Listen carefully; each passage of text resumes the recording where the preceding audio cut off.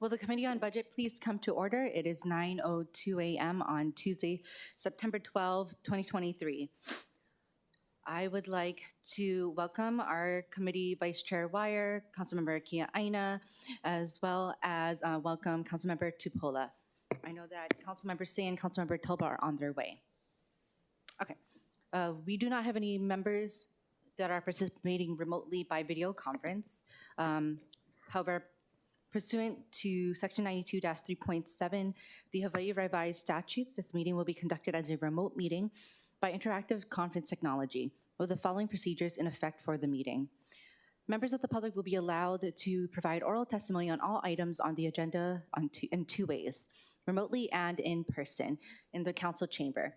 Remote and in-person oral testimony will be allowed when the agenda is taken up. Before testifying, each person shall state their name. Each speaker may not have anyone else read their statement and is limited to a 1-minute presentation on each item. All persons who have registered to testify remotely by video conference will be called upon first. When your name is called, please monitor your screen and activate your audio feed when prompted. I will then give persons who have not registered an opportunity to offer testimony. So please utilize the raise hand feature on Zoom to be called upon. For those joining us by telephone only, please press *9 to indicate your desire to speak. I will then identify you by the last 3 digits of your phone number. And then when your number is called, please press *6 to unmute yourself when prompted. Once again, to raise your hand or indicate your desire to speak if you are on the phone, please press *6. And then when your number is called, please press *6. Please press *9 to indicate your desire to speak, and then press *6 to unmute yourself when I call you. Some friendly reminders and tips. We will please video conference from a quiet location if possible. If you're also watching the proceedings on Olelo, please mute your television at the time you're called to testify. When the timer on the screen reaches 0, please conclude your remarks promptly. Once all the remote testifiers have testified, I will proceed to in-person testimony in the council chamber. Persons who have not yet registered will be given an opportunity to speak following the oral testimonies of the registered speakers via HRS Section 92-3.7. HRS Section 92-3.7 requires all votes at remote meetings to be conducted by a roll call vote unless unanimous. Therefore, I will first call for objections, and if there are any, I will call for a roll call vote. For those council members participating from outside of the council chamber, in accordance with HRS Section 92-3.7, the meeting will automatically recess if we lose audiovisual contact with you and cannot reconvene until we reestablish contact. Therefore, please announce beforehand if you will be voluntarily signing out of the meeting. Written testimonies, including their testifier's address, email address, and phone number, will be available to the public as described on the posted agenda. As a courtesy, please turn off all cell phones. I would also like to welcome Councilmember Say, as well as Councilmember Toba. Okay, with that, I would like to start off with the agenda item number 1, which is our discussion item relating to the update on the city's overtime use and compensatory time off as authorized by each executive city department. So I would like to welcome up to the podium, either or both, our Department of Budget and Fiscal Services Director, Andy Kawano, and or Nola Miyazaki, the Director of Department of Human Resources. Good morning, Budget Chair Cordero, Vice Chair Kiaina, and Honorable Council Members, Andy Kawano, Director of Budget and Fiscal Services. We don't have a specific presentation for today, but what I'm going to share with you is where we are with regard to working with our different departments, various departments on overtime reporting. We have a draft report that can be run. The draft report shows not only the overtime details for each department, but does a roll-up showing the department total by month and a trend of at least a year of overtime hours activity. It's actually overtime hours and compensatory hours activity. So we can roll that up. And we have a secondary report that highlights the 5 departments with the most hours of overtime and compensatory time. And we can graph that. We The information right now is based on when payroll is incurred. So as you all know, payroll at the city is paid with one period payroll lag. So if you work during the second half of the month, you're not going to get your check until about a month after, roughly. So what we need to know from council members is if you want payroll information based on the pay date, which can result in a more timely issuance of the report, by perhaps the 15th of the following month, or if you want the report based on payroll incurred date. And then if that's the case, because of the one pay period delay, we probably need through the 30th day of the period end, subsequent to the period end, to get the report out. And the reason why is after a period ends, let's say at a month end, the following pay period will be processing payroll for that prior pay period.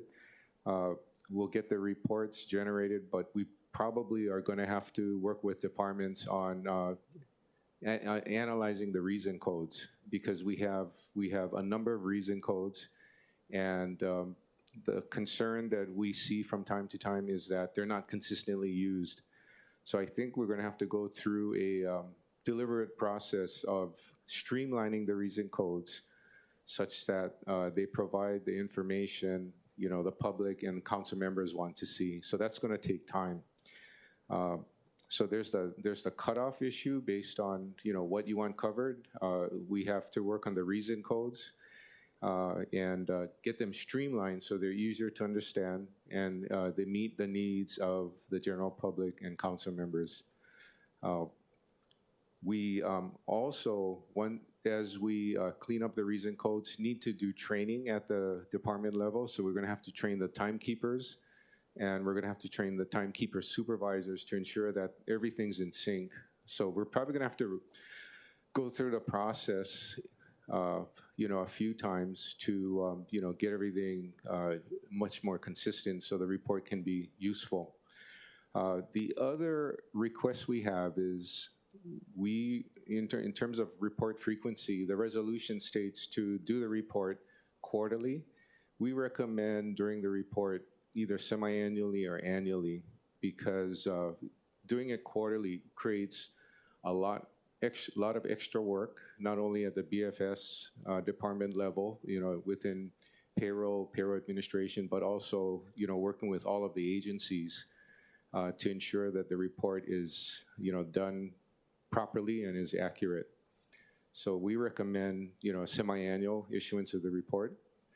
And then lastly, if one of the concerns is, the spiking charge that ERS invoices the city for on an annual basis, keep in mind that the spiking charge is charged to the last department that the employee worked at. So good example is if an employee worked at HPD and the employee's highest paid years were at HPD, if that employee during the last part of employment at the city moved to DFM to work in security, the pay probably is lower, and the report would not reflect, in those later years, actual cost that's going to be tied to spiking. Spiking will be invoiced in this example I'm providing to you at DFM for the full charge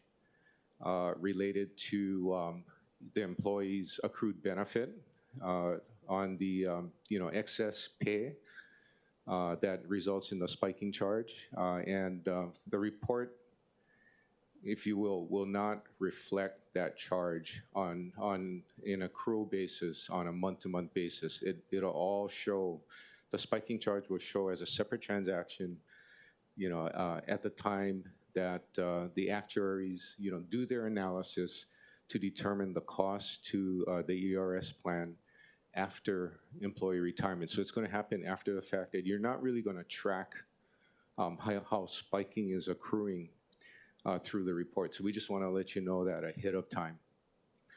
So we're ready to go. We just need some guidance on when to start, with the understanding that the reason codes will have to be massaged, streamlined, and we're going to have to do training as we move along, so that the reason codes are done consistently and accurately.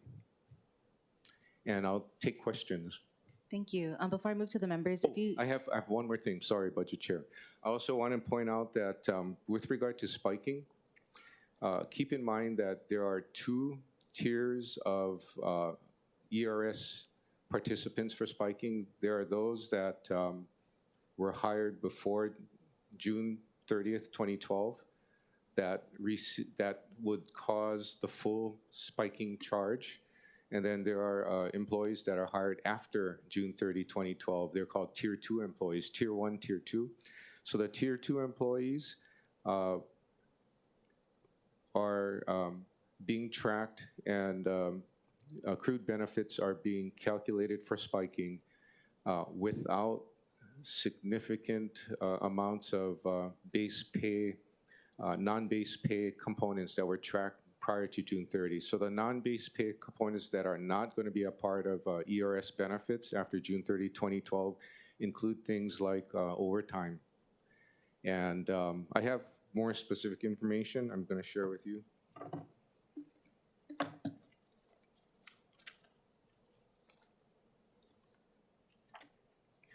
So yeah, after June 30, 25, compensable pay for ERS purposes will not include overtime, supplemental payments, bonuses, lump sum salary supplements, and other differentials paid. So as you can see, after employees hired after June 30, 2012 are not receiving ERS benefits that drive spiking as much as those that were hired before June 30, 2012. So the state greatly reduced the spiking exposure through legislation effective on June 30, 2012 and thereafter. And sorry about that. So I'll take questions now. Thank you, Budget Chair. Okay, thank you. Before we move forward, I would like to get, I guess, clarification on what reason codes are and how many reason codes there are that needs to be, I guess, streamlined. So reason codes track the generic reasons for overtime. So currently, we have about, I'd say about 30 codes. And the codes read like budgeted, not budgeted, maintenance reimbursement, maintenance budgeted, overtime maintenance unbudgeted, manpower coverage reimbursement, manpower coverage budgeted, manpower coverage unbudgeted. So they go through series of those types of reasons. They're generic. And we think that over time, with discussion with council, we should probably streamline the reasons to make the reasons more meaningful and ensure that departments code overtime, properly and accurately going forward. Thank you. Members, do we have any questions for the director? I know that it wasn't exactly posed, but I would like to entertain a feedback from the committee about what we want covered, meaning payroll by date, as well as if it's going to be the payroll by incurred date, which would be the 30 days after. Is that correct? Yeah, we'll need more time because because of the one payroll lag. Right. That or the payroll by what was the other option again, Director? Payroll based on paid date. So Okay. it's either based on the paid date or incurred period. Okay. So I would like to hear feedback relating to that, so that we can determine like what the report by the department will cover, as well as any topics or discussion about the reason codes and streamlining that. Does anyone have any preference for this?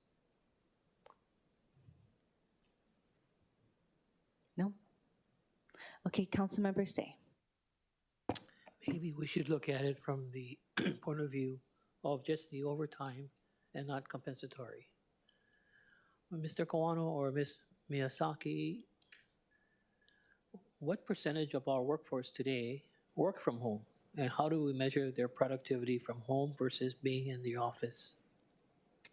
I'm sorry, Councilmember Say, I don't have that information. No, the question was, how do you measure productivity of getting work done when an individual can decide to work from home and not come into the office?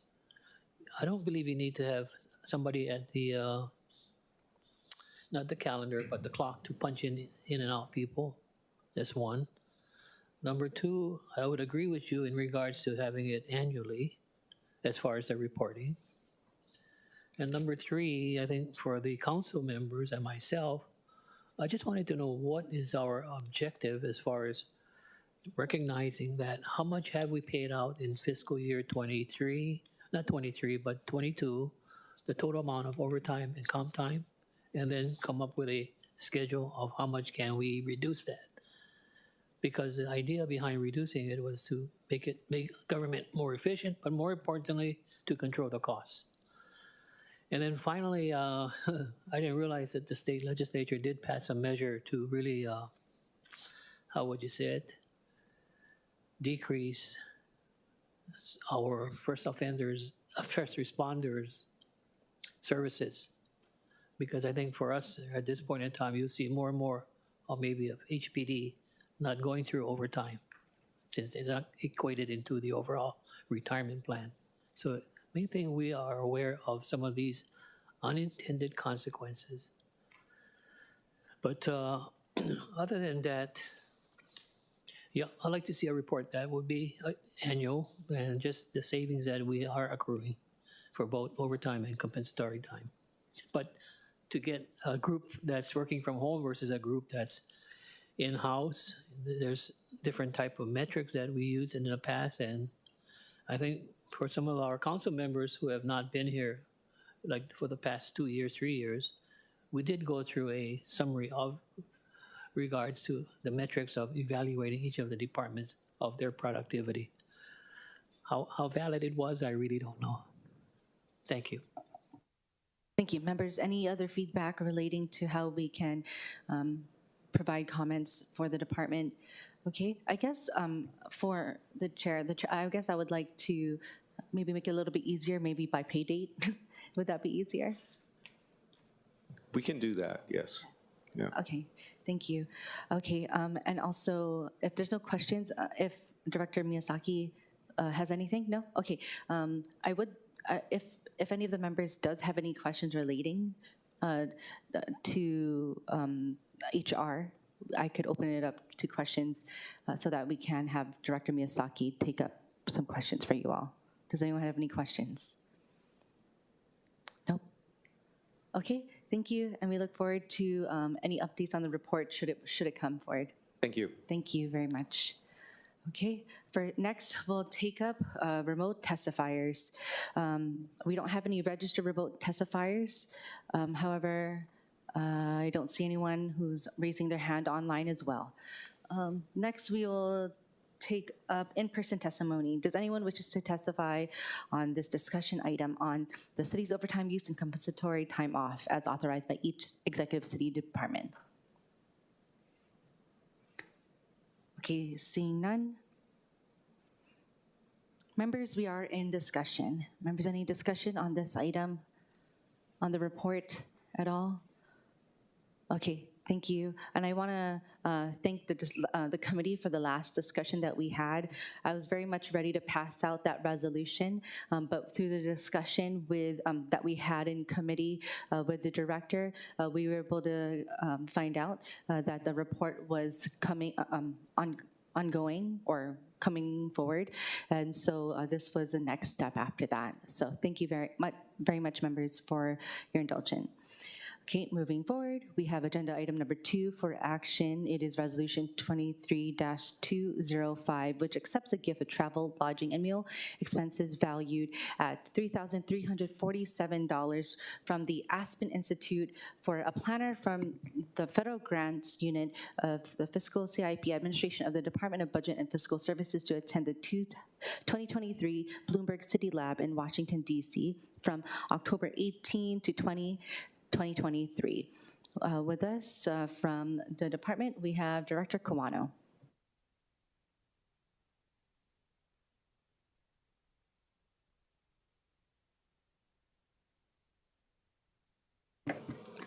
For the record, Andy Kawano, Director of Budget and Fiscal Services. This Bloomberg Aspen Institute for networking and planning, discussion, improving city operations is a part of the program that Mayor and Managing Director, who is here, started with.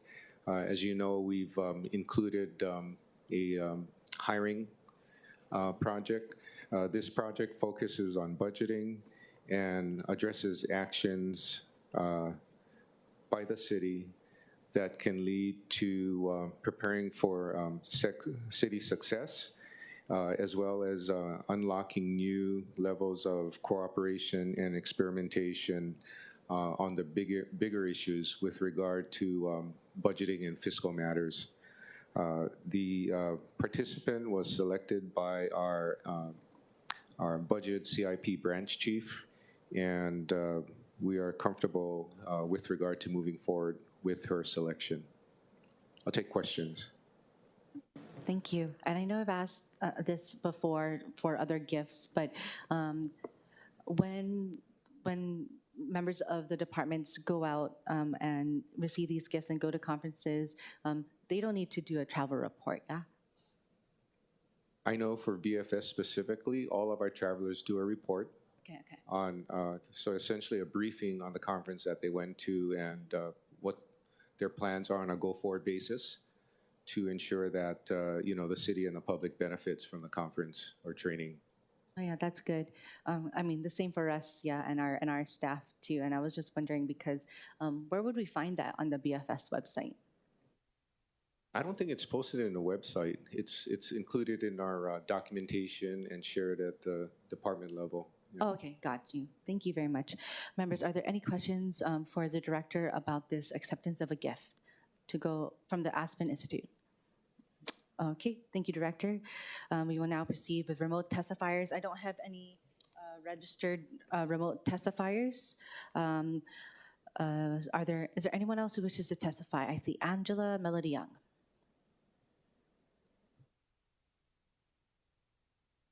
Please unmute. Aloha, Chair, and the City Council. Angela Melody Young testifying in support. So the 10th Bloomberg City Lab, the Preeminent Global City Summit organized by Bloomberg Philanthropies in partnership with the Aspen Institute will take place in DC October 18th, 2023. Cities face an era of pressing issues, from leading their communities through rapid urbanization to confronting emerging technologies to reinvigorating economic development to providing housing solutions. Bloomberg City Lab 2023 will convene more than 500 mayors and leading urban and civic leaders from policymakers to creatives. Together, they will share and explore new ideas and urban interventions that are being pressure tested in the present and will impact the future of cities. Drawing on a decade of data experiments and initiatives pioneered by city leaders from around the world, programming will include panel discussions, one-on-one interviews, interactive breakout sessions, artistic performances, and excursions to destinations across DC. Thank you, Angela. Oh. Thank you. Okay, is there anyone else who wishes to testify remotely? Okay, seeing none, we will now proceed with in-person testimony in the chamber. Is there anyone who wishes to testify on this item? Okay, seeing none, we will now proceed we'll proceed with discussion. Okay, members, we are in discussion. Okay. With that, the chair recommends that Resolution 23-205 be reported out for adoption. Any discussion? Any objections? Any reservations? Hearing none, so ordered. Okay. Next, we are moving to agenda item number 3, which is Resolution 23-203, which authorizes a transfer not to exceed $109,018 from the provision of grants, partnerships, and security, current expenses to DEM, emergency management, coordination, current expenses to cover the local cost share for fiscal year 24. So from the Department of Emergency Management with us today, we have Director Toya. Good morning, Committee Chair and Council members. Hiro Toya, Director for the Department of Emergency Management. Really, thank you for your consideration of this resolution. This is to authorize the transfer of funds to act as the local cost share for a federal grant that we received last year. We actually received this fund late last year, and now that we're in a new fiscal year, we are asking for your consideration in transferring the matching funds to continue the work into this fiscal year. So what we've been doing is the installation of the tsunami hazard signs that around the community that you probably have noticed. We started off with the beach park signs, and we've since moved on to installing the road signs. So this next phase of the project is really intended for additional public outreach and engagement education about not only what these signs mean, but the hazard of tsunamis in our community. So these funds will allow us to continue to work to act as a local cost share for that portion of the project. That's great. Oh, one. Okay, sorry, I just had to make sure I had quorum. Okay, members, do we have any questions for Director Toya regarding this transfer of funds for local cost share? No? So does that mean we're going to see more of it now? So we're actually making quite good progress on the road sign installation. So this next phase is really less about the signs installations, but actually about doing additional public outreach and education. So just really a concerted effort for public education moving forward. Okay, thank you very much. Members, asking again if there's any questions for Director Toya on this. Okay, seeing none, we will now proceed with remote testifiers. We don't have any registered remote testifiers, but yeah, we don't have any registered remote testifiers. Is there anyone else who wishes to testify online? Seeing none, we'll now move on to in-person testifiers. Is there anyone who wishes to testify in person on this? Okay, seeing none. Members, we are in discussion. Okay, all right, thank you. Let's see. The chair recommends that Resolution 23-203 be reported out for adoption. Any discussion? Any objections? Any reservations? Hearing none, so ordered. Next, we are on item number 4, Resolution 23-211, which urges the city administration to work with the state of Hawaii to authorize the city to collect and retain unpaid and delinquent traffic fines and to deposit such fines in the city's general fund. With us from the administration, we have our managing director, Mike Formby. Morning, Budget Chair Cordero, Vice Chair Wire, and committee members. Mike Formby, Managing Director. The administration does support the resolution. We're a little concerned about how to do this and would like to work with members of the legislature first. What we're concerned about is that given the situation in Maui, we don't want unfunded mandates. And so I don't necessarily want to offer to help collect and then find out we're going to get a bill that says we collect and turn everything over to the state. So I would like to talk to the legislators, the governor's office, and see if we can come to an agreement that if we can offer the state a more efficient way to collect in return for all or a share of the uncollected delinquent fines, that we'd be allowed to do that. But I'm willing to have that conversation. I think it's a great suggestion, and I appreciate Council Member Say and Chair Waters offering the resolution. Thank you, Managing Director Formby. Members, are there any questions or comments for the Managing Director? Council members say. Thank you very much, Mr. Formby. The drafting of this resolution was because of the article that came out in January of this year, where the state of Hawaii, the Traffic Violations Bureau, was in arrears of close to $81 million in traffic fines The point is that the state did hire a third-party collection agency, which did their best. But the thought would be if the process is that for other state unfunded mandates, such as the safety checks, such as the tinted windows, if we could negotiate with the state to give the counties the opportunity of enforcing that law. It is a state law. It is not a county law ordinance. The idea behind it was that I've noticed today, and I publicly apologize to the general public if they feel that I'm, going way far to the right, but we are not abiding by our state laws and traffic laws that we have on the books. The general public is just flaunting it by these type of violations that are not being enforced. I don't have the answers, but I'm in strong support of what HPD is trying to do with their very best. It's just that we don't get anything. And the general public out there has to realize it. When we call the police department to come to a home for a domestic violence, coming to an armed robbery or burglary,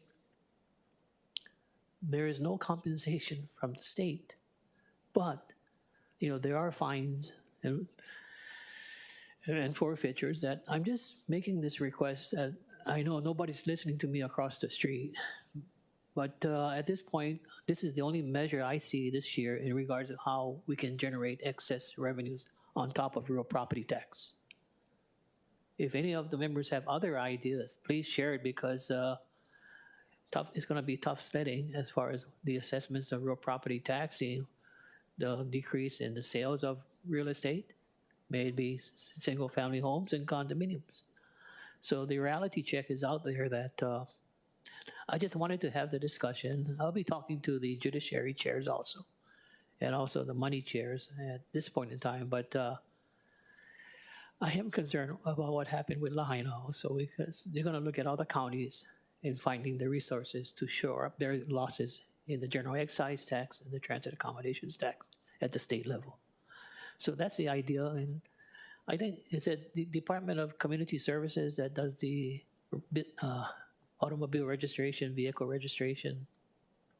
Customer services. Customer services. Correct. So that's the agency I thought could be the ones to maybe do it in the processing of these fines and violations. And secondly, could we get HPD as far as their division or their subcategory of the meter maids enforcing our safety registration vehicle by just taking pictures like how the red camera does it and then notify the automobile owner that if you don't get your safety check done within a week, a violation will occur.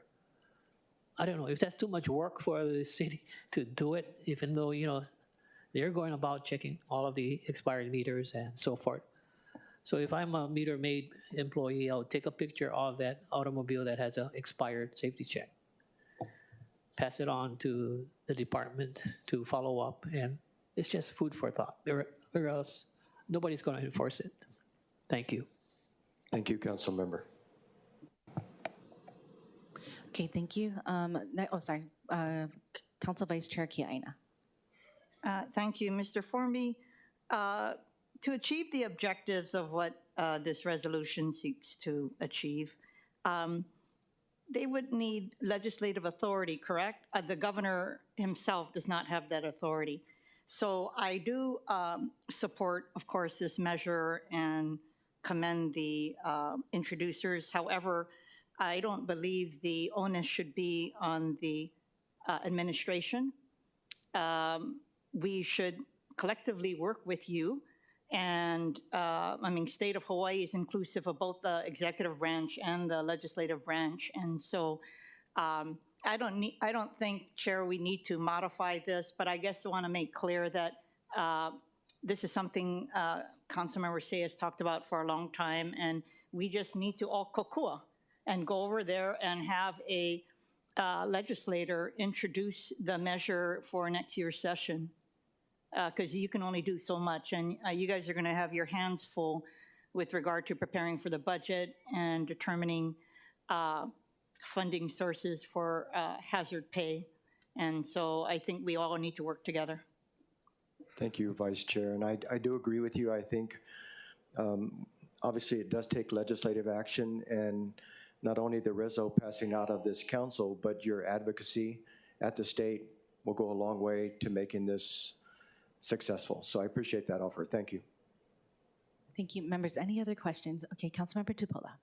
Yeah, I also agree. I'm in concert with Councilmember Kiana's suggestion because I wanted to know last year, Councilmember Say talked about the deviation of the funds, which forfeiture right now is 25% to the prosecutors, 25% to that county PD, and then 50% goes to the state. And the proposal was to have the same deviation for traffic fines, which I think would be fair, right? They already have a method of doing that. So in addition to this, I feel like this is the harder one because the collection agency that the state hired, I mean, they're going to try their best, but they're not going to get anywhere close to the amount of fines they need to collect, whether people have moved out of the state or maybe are, you know, not responding to their current mode of communication that they filed with the state. So I just wanted to put that in your ear because I think that proposal also is something that could be floated either or in addition to the one we're speaking about today. Thank you, Council Member. Members, any other comments or questions for the Managing Director? Councilmember Say. Thank you. I just wanted to state for the record, Managing Director, for the general public, when you see that this particular state agency is in arrears of almost 81 million, it tells you a story that people are not respecting the laws that we have on the books. And it is a major concern for me because then it's going to have lawlessness in the state someday, but I don't think it's going to get to that. But I did go and research the report that was made in January of this year of an individual of 20 traffic stops. He paid fines of $840, and his unpaid fines was $3,376. He had 4 court appearances, and he just got away. So my point this morning for the members of the council and the legislature is that we're here to support and assist and help you in the collections. You have hired a third-party collection agency, but we can do better if we have other, tools in our shop to address this particular issue. But the goal was, to see if we could communicate that message to the legislature. Hey, please share. We're doing all of the enforcement. And I just sympathize with the HPD, but more importantly also our Department of Transportation Services, because these type of monies could go to the emergency pothole group in filling up all these potholes that we have in the county of Oahu, and also the signs and signages that we need also. But money that we're not collecting, maybe they should give us the opportunity in supporting them to collect it also. And that's the whole intent. I'm not going to tell the legislature what to do, but the general public can listen to our discussion this morning to highlight the issue.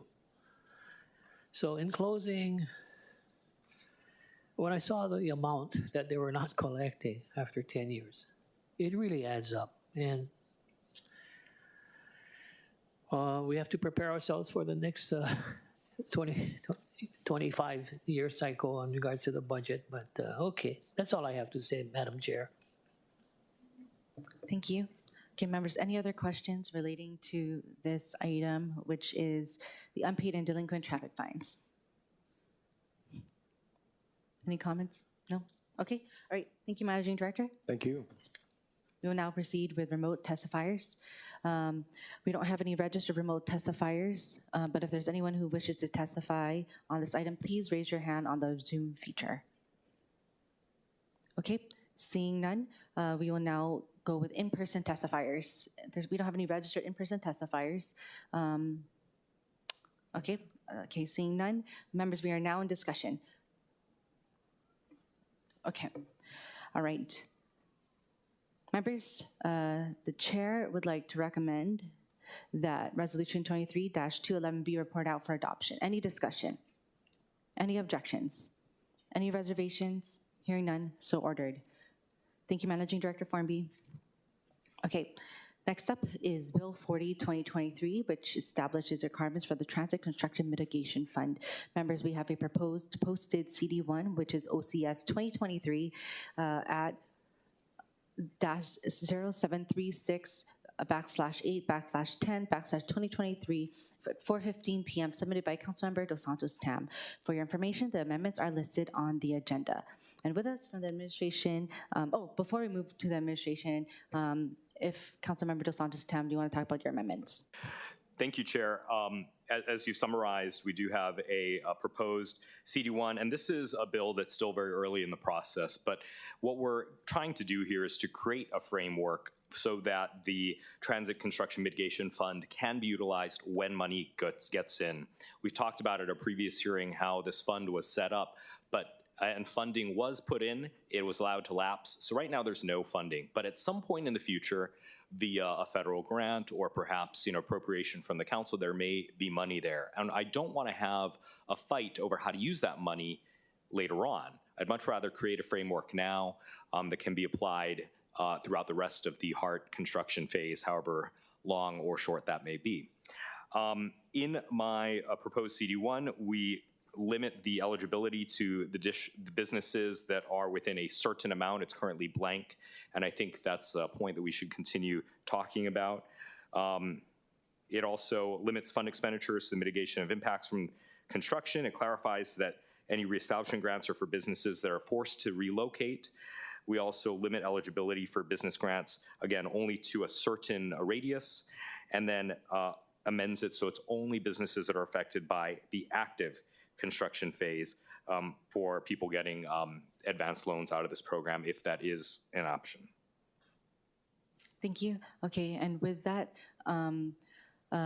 you said that we're still early, so members, I guess the goal is to consider the CD1, and as we work on the bill, as Councilmember Dos Santos Tam brought up, it is still in the early phases, so I would look to defer it, but members, postpone, I shouldn't say defer, postpone it in this meeting. But with that, any comments from the director on either the CD1 or postponement of the full bill?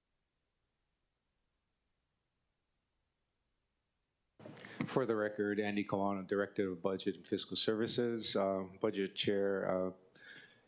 For clarification purposes, deferral, do you mean deferral to a future Oh yeah, postponement. committee? Yeah. Yeah, I'm for it, yes. Okay, Thank you. thank you. All right, members, any questions or comments or discussions? Okay, Councilmember Say. I'm sorry, Madam Chair. Just that I thought maybe nobody from HART would be here. This would not be related with any funding or support from HART. No support from HART. Yes. So, okay, so it's going to be general funds or it's going to come out of DTS? Well, I think that's why we are postponing it to work on that further. I'm just trying to determine how we can support you in finding a source of revenues Yeah. to fund this particular program. And secondly, the question for me is that how come the past administration did not release these funds? Right? That's what I'm trying to get the answers. So that's why I pose the question. Would it have been just the HART guys or would it be DTS? I really don't know. But okay, we can defer it and ask Thank these you. questions later. Postpone, yeah. Okay, hold on. Any members? Okay, Councilmember Dos Santos Tam. No, thank you. And Speaker Say, I think you bring up a really good point. And part of what we learned in the first reading of this bill was that throughout the history of this, I think the departments really didn't, each department kind of pointed to a different department, whether it was DTS pointing to HART or HART pointing to BFS or BFS pointing to DTS. At the end of the day, some department needs to do it, and I feel a lot more comfortable if it's BFS administering the city's funds. And that was part of the reason why we wanted to have this bill to really clarify that it is one department, whose kuleana it is, and there's no more finger pointing and trying to pass the buck to somebody else. Okay, thank you. Members, any other comments? Okay, all right. Now we go on to remote testifiers. First up, we don't have any registered in-person testifiers, but I do see Angela Melody Young. Hello, Chair and the City Council. Angela Melody Young, testifying in strong support. Whether it's a traffic or if it's business, if it's a business, it really impacts our community. And I think this legislation will really support mitigation of the business impacts due to the HART construction. The Congressman, Ed Case, has supported the economic crisis. And I quote, he says, "This economic crisis has had a profound impact of businesses, which are the lifeblood of Hawaii." So it is good to support something that is being federally supported and here at the county level. And from a report from Hawaii News Now, Thank you, Angela. Thank you Okay. very much. Okay. Moving forward, is there anyone else who wishes to testify remotely? Okay, seeing none, we are now moving on to in-person testifiers.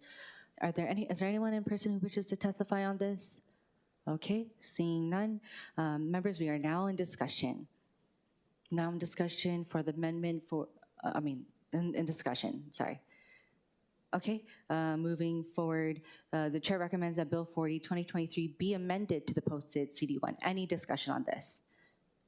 Okay, any objections? Any reservations? The bill has been amended to a CD1. Moving forward, as I mentioned during our discussion earlier, the chair will recommend that this action on Bill 40, 2023 CD1 be postponed to a date and time to be determined by the chair. Any discussion on this? Nope? Okay. Any objections? Any reservations? Hearing none, so ordered. Okay. Moving forward, we have agenda item number 6, which is Bill 39, 2023 CD1, which establishes a real property tax exemption for certain real property located near an active landfill. Okay. Members, I just want to let you know that there is a proposed posted CD2, however, it is withdrawn, so we will not be taking that CD2 up for consideration. With that, from the City Administration, we have Director Kawano.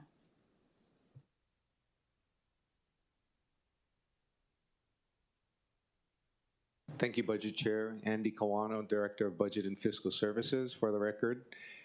Thank you for the opportunity to speak.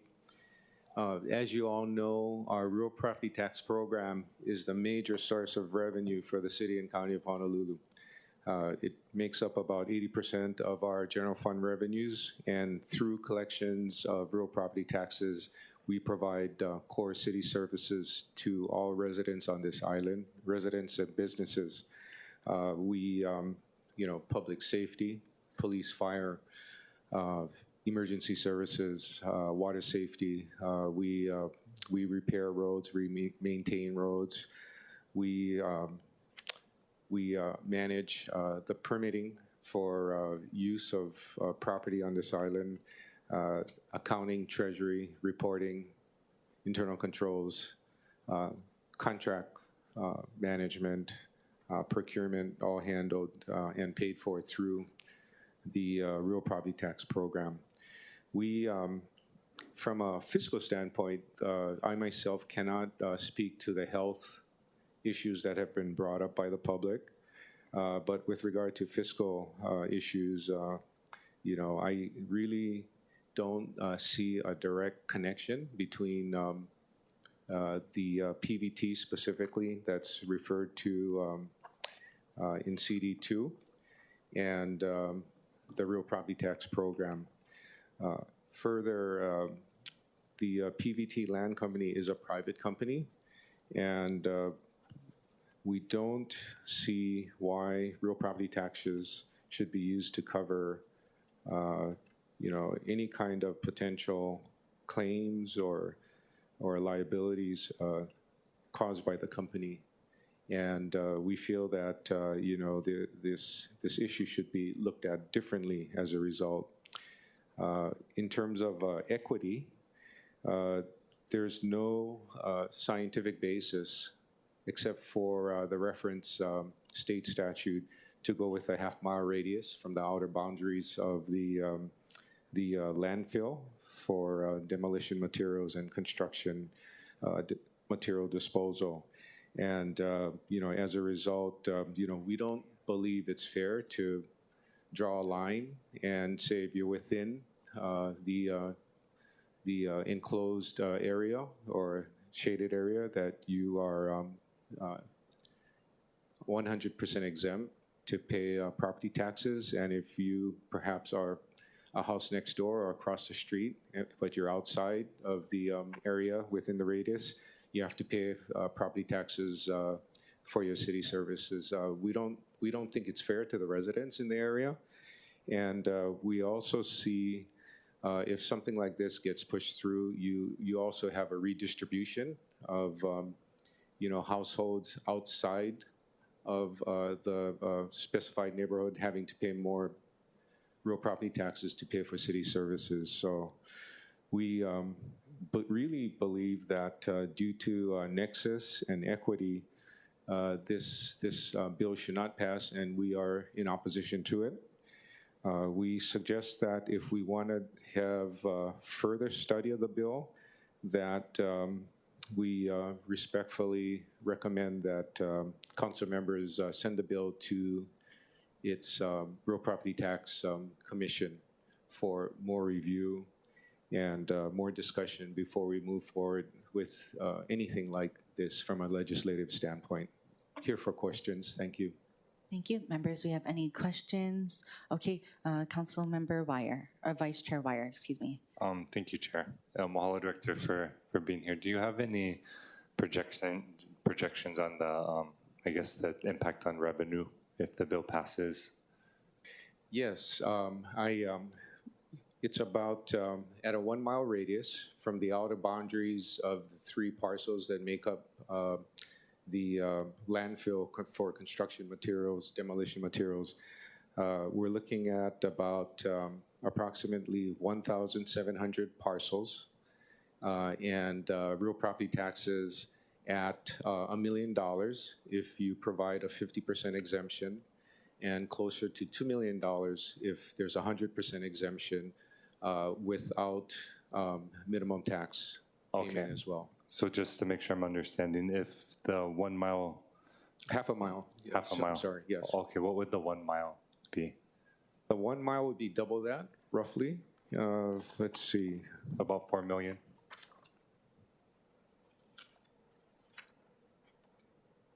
Oh, not quite double. $2.9 million at 100% exemption for a mile. Okay, so Yeah. $2.9 million. How much is the city's operating budget? The city's operating budget is approximately $3.4 billion. 3.4 billion with the B? Yes. Okay, thanks for so $3.4 billion is our operating budget. Less than $3 million would be the impact on that $3.4 billion budget. Is that correct? Yes. Okay, mahalo. Just last question. So you mentioned, and I appreciate you acknowledging when you opened that you're not a health expert. So I was just hoping to clarify, when you said you don't believe it's fair, did you mean you don't know if it's fair because you don't, aren't the expert on all the data to know exactly, the immediate health impacts, or just wanted clarification? For where I'm coming from is purely fiscal. I don't believe it's fair with other people that pay their taxes. And, I'm not talking about taxpayers outside of this area, but also within the area.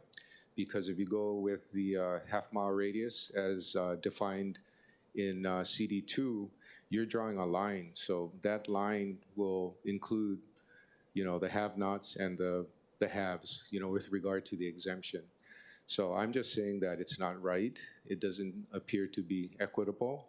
And I'm not so concerned about the amount with regard to this issue, but I am concerned going forward that if we pass this kind of legislation, it could raise other claims from the public for tax relief and tax exemptions that result in a domino effect. If we have too many of these types of laws passed, where we have layers and layers and layers of exemptions that are tied to this same kind of subject matter, we're going to restrict our budget flexibility.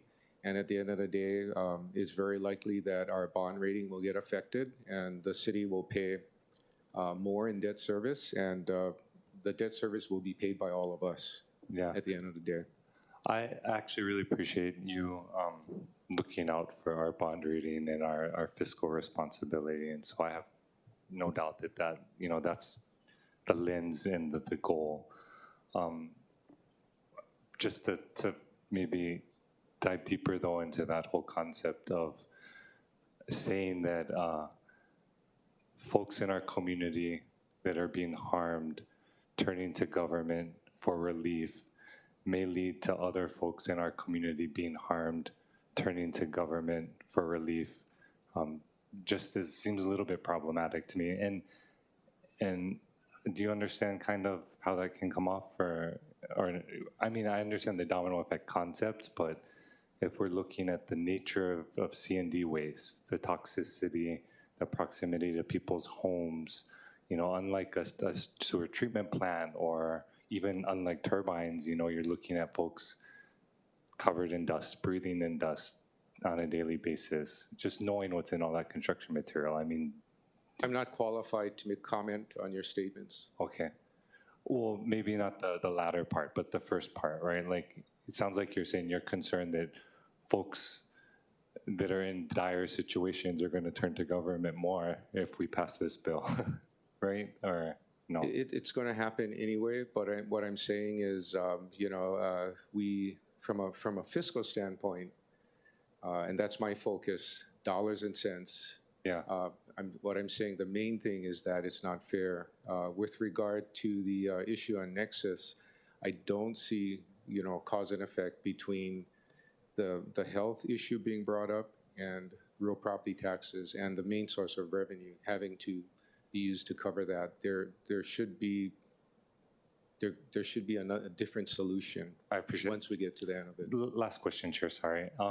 And just since you bring that up, I just wanted to clarify, because unlike the state, I mean, would you acknowledge that the city is a little more limited in the way we can provide, relief or reparation or, righting wrongs in terms of the types of ways we can use funding, right? Because RPT is really our only main source of revenue, and so if we're looking to provide some type of benefit to the community to redress harms, like, wouldn't RPT be kind of the mechanism that the city is positioned to do that? My main focus is having plans in place to keep the budget balanced. We made it through FY24. FY25 is going to be a very challenging year to balance our budget. We already have to pay a large collective bargaining increase, as you know. It's probably at $100 million or more. We have to fund mass transit, that includes rail. And none of us here, started the process. It was put in place before we all got here for the most part. We have to fund the operations. We have it started. And then in terms of, other health issues that are out there, there's hazard pay that's out there that we're going to have to address, and that's going to have a huge price tag as well. So my main focus is to really address, those larger issues that impact, a lot of people. And, hazard pay, for instance, impacts everyone on this island to some extent. Yeah, I appreciate that. And I don't doubt your role is Budget and Fiscal Services Director, and so you're looking at it through the lens you're supposed to be. So thank you for the work you're doing. Mahalo, Chair. Okay, Vice Chair Kiaina. Thank you so much. To me, I appreciate the a separation of fiscal impacts versus health impacts. For me, the best way to help address health impacts is to shut this landfill down and to ensure that the future landfills are not in residential communities. So, but the issue at hand today is fiscal, though, and related to tax. So let me just say, I wanted to know, with regard to 100% property tax exemption, what other property owners qualify for such a tax exemption compared to a minimum property tax? Are you aware of any? Off of the top of my head, no. The minimum property tax is expansive and covers most of the all parcels. So I'm not aware of any zero tax Thank you so situation. much. Can you provide me with the categories of other property owners that qualify for the minimum property tax? Just doesn't have to be exhaustive, but can you just educate us on the array of those, apart from Hawaiian homeland beneficiaries, for example, that pay a minimum tax? So that's one. We have the low-income real property tax credit that's in place for lower-income households. And that one also is capped at $300, the minimum tax. We have Historic properties. yeah, the historic properties, that's another one capped at $300. And we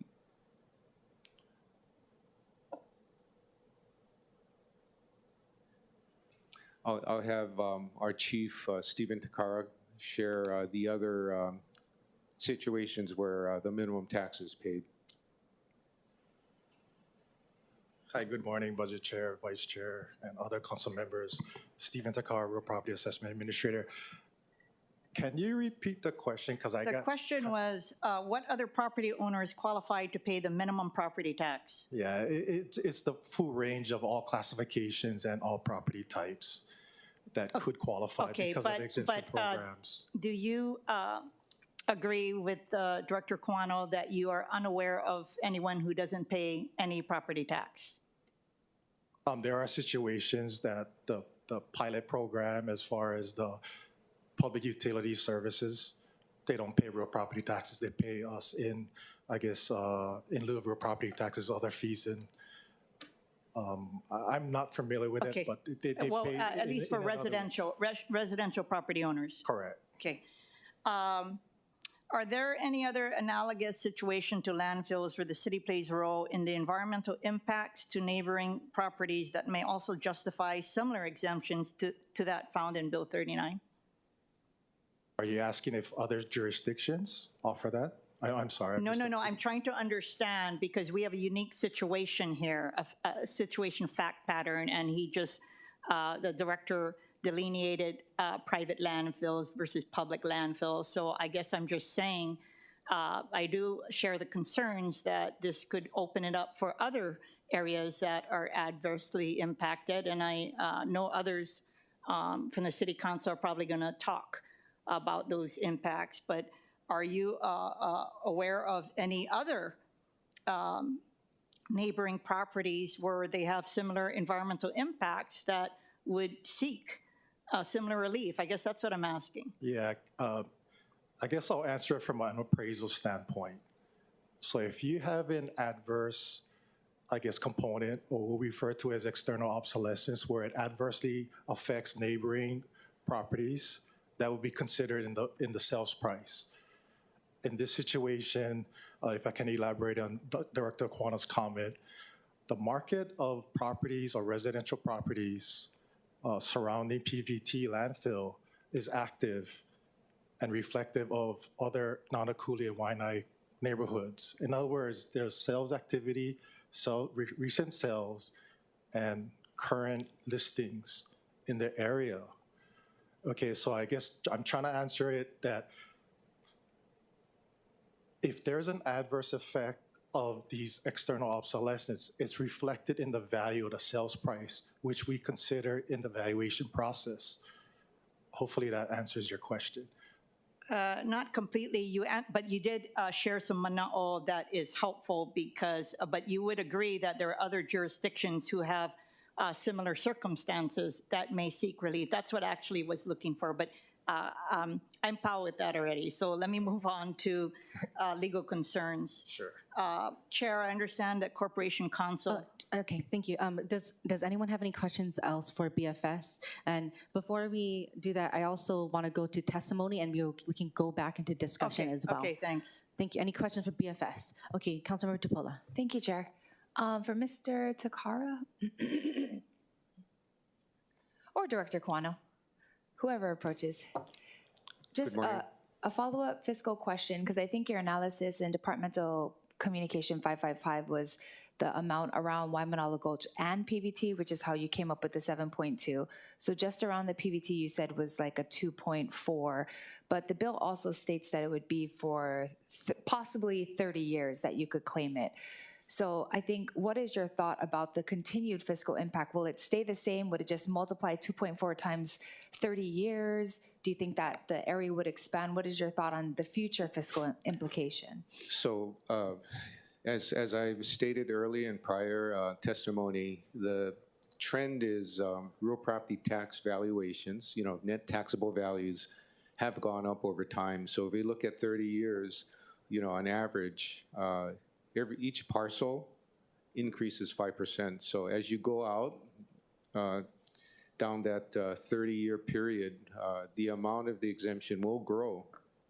It will grow, whether it's 4% or 5%. So the impact to the city's finances will increase as you move out closer to 30 years out from now.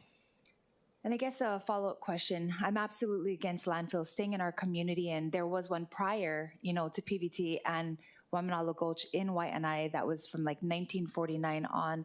Would you imagine that if passed, that even though the landfill isn't active, that possibly if people could say that they had health effects from this, that they could still claim against the city? I don't know. That's speculation. I'm just looking at the current bill in front of us today. Yeah, just a thought. I mean, because I do think that we don't want to see this continue, but as we incentivize to give money for people, for the landfill to stay, we're doing the opposite, right? Is we're encouraging it to stay in our community, which we don't want.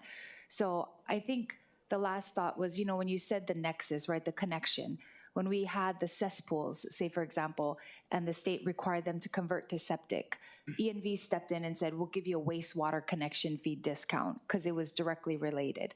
When we had the fire sprinkler law pass, that buildings have to get sprinkler, BWS stepped in and said, we'll give you a waiver so that you don't have to pay a water connection fee because it's directly tied to it. So I think that's, to your point, I thought through that as well, is how is the health effects tied to the real property tax when most of your waivers are tied to income and economic situation, right? As we're trying to see if it's impacting, say, for example, a fixed income, then we need to make a waiver so that they can still continue paying or being a part of the city program. Do you foresee in the future that if it's zeroed out to zero property taxes in any particular area, that the city could stop giving city services? I don't think that would ever happen. I think what's going to happen is that the other taxpayers outside of the area will pay for the service, I see. which is not fair. Thank you. Thank you, Director. Thank you, Chair. Thank you, members. Any other questions for BFS? Okay. And if we have any questions for Corporation Counsel, and then after that, I'm going to go to testimony, then we can go back into discussion, okay? Okay, Corporation Counsel. Okay, Vice Chair Kiaina. Thank you, Chair. I understand that Corporation Counsel has expressed legal concerns about Bill 39, including language that make it unclear what properties would be eligible, as well as concerns about language that suggests city liability. Can you elaborate? Since it would constitute legal advice, I would recommend that we have this discussion in executive session. Chair, is that okay?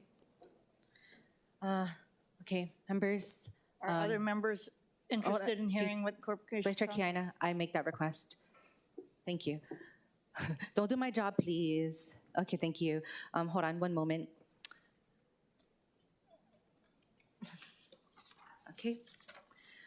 Okay, it appears that we need to go into executive session. Members, are there any objections to resolving into executive session? Do we, no. Objections? Okay. With no objections, the committee convenes into a closed meeting pursuant to Hawaii revised statutes. Yes. Huh?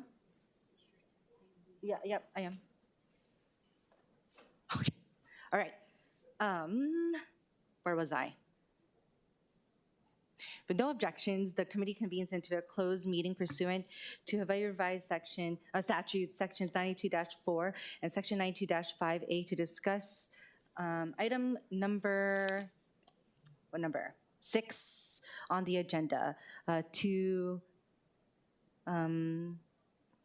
consult with the, wait, no, I don't know which one.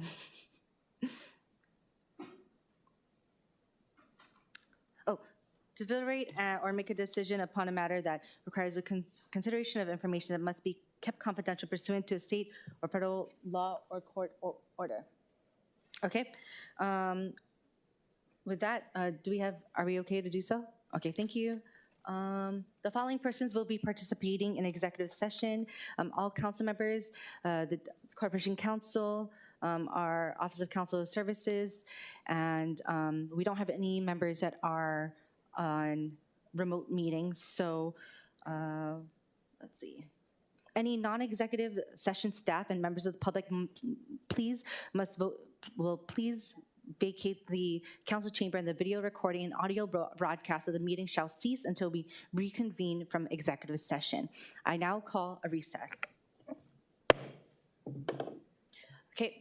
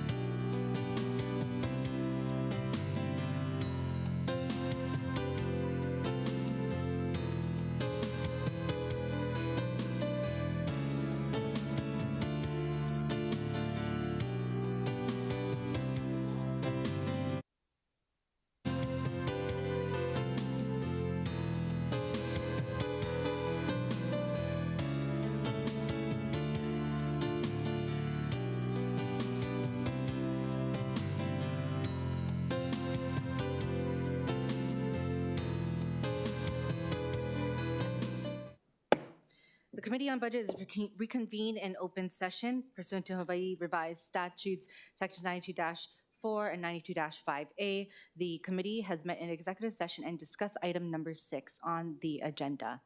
Okay, with that, members, I would like to go to testimony. As usual, we will first proceed with remote testifiers. So when I first call your name or last 2 digits of your phone number, please follow the prompts.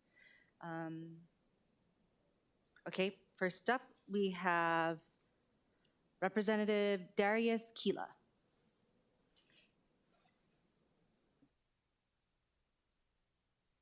Please unmute. You have a minute. Okay, thank you, Chair. Sorry, can you folks hear me? Yes, please proceed. Okay, thank you so much. Aloha, Chair. Aloha, Vice Chair, member of the committee. My name is Representative Darius Kila for House District 44. I'm testifying today for Bill 39 in support. I'd like to stand on my written testimony and offer some comments as well in addition. So for 96792, we generate $40 million in tax revenue.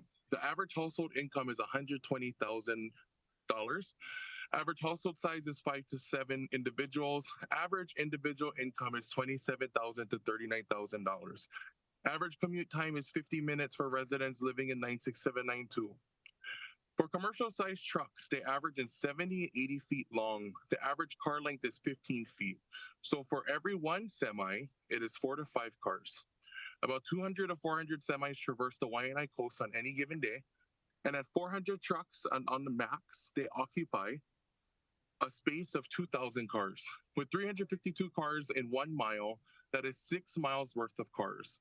So from the most inland landfill all the way to Kapolei State Building, that is what 6 miles of cars look like.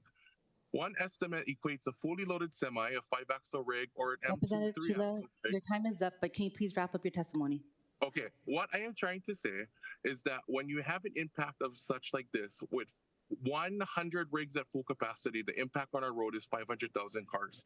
To this point, equity, what is equitable and what is fair, I gladly welcome the chance for any community to take on the impact of housing a landfill, and maybe the lessons learned from zoning can encourage thoughtful planning for placement in a new landfill when identified.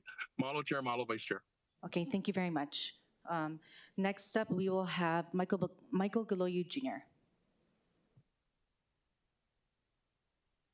Please proceed. Good morning. Michael Galoyu, Jr., Chair of the Stonewall Caucus of the Democratic Party of Hawaii. We stand in strong support of this bill. This bill is about social and economic justice for the people of Nanakuli around the landfill. There was talk earlier about it's unfair. You know what's unfair? It's unfair for this community to have a landfill in their backyard. It's unfair that the Leeward Coast, where I grew up, being dumped on us. Unfair that we take the rest of the ills. So we encourage you that this is a small price to pay for everybody else to have the benefits that benefit from PVT, that benefit from the landfill by actually. So if they want to get more revenue, I encourage the city to relook and redo the homeowners, the historic home exemption, because there's millions of dollars to be done there for people for non-local families living in those pretty homes out there on the in Hawaii Kai. So mahalo. Thank you very much for your testimony. Next up, we have Lisa Marie Akau, followed by T. George Paris, followed by Angela Melody Young. Lisa Marie Akau. Chair, testifier is not logged on. Okay, moving forward, we have T. George Paris. Okay, we're taking registered remote testifiers first. Okay, thank you. Yeah. Thank you. Okay. Chair, testifier is not logged on. Thank you. We are moving forward to Angela Melody Young, followed by Julie Reyes-Oda. Angela, please proceed. Hello? Can you hear me? Yes. Hello? Proceed. Your time has gone. So Angela Melody Young, testifying on behalf of CARES. I think it's critically important to review the city and the state policies, because especially for this specific subject matter, the state law governs the city's trash site. So they have to get a special permit from the State Land Use Commission. And this is regulated in HRS 342H52. And it's a chapter about city trash landfills. And please review my written testimony. It's a PDF document. I provide the links to the sources. You can click it, and then I cited it. It'll lead you to the original city, state, and federal website. And I quote DPP's data from Waste Integration Plan from 2019, the HRS from the Capitol website, and the EPA federal website, which also manages waste. So thank you, if Angela. you look at the information that CARES has provided, there's a discrepancy. The state and the city definition of landfills, they don't match. Thank you. So the way that the city is defining landfills, it is a facility for demolition waste, construction debris. The way the Angela, thank you. We have more testifiers. It's just all waste. So someone Angela, I'm muting you. Please mute. And of course, I'm not. Thank you. Moving forward, we have Julie Reyes-Oda.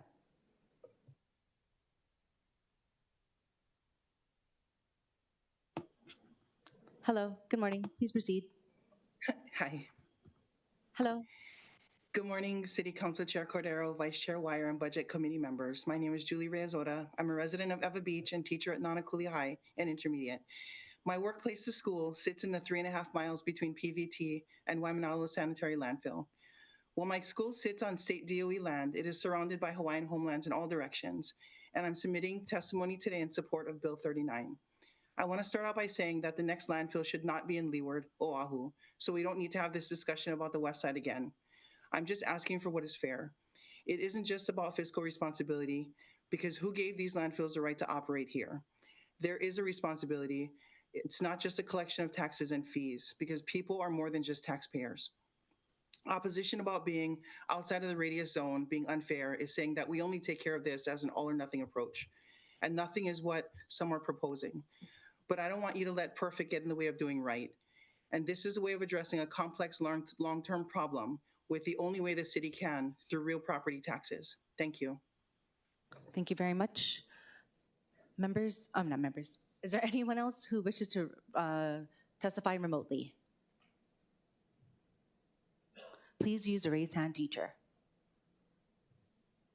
Seeing none, members, we are now moving forward to in-person testimony. When I call your name, please proceed to the podium and begin by stating your name. Okay, first up we have State Senator Kurt Fabella.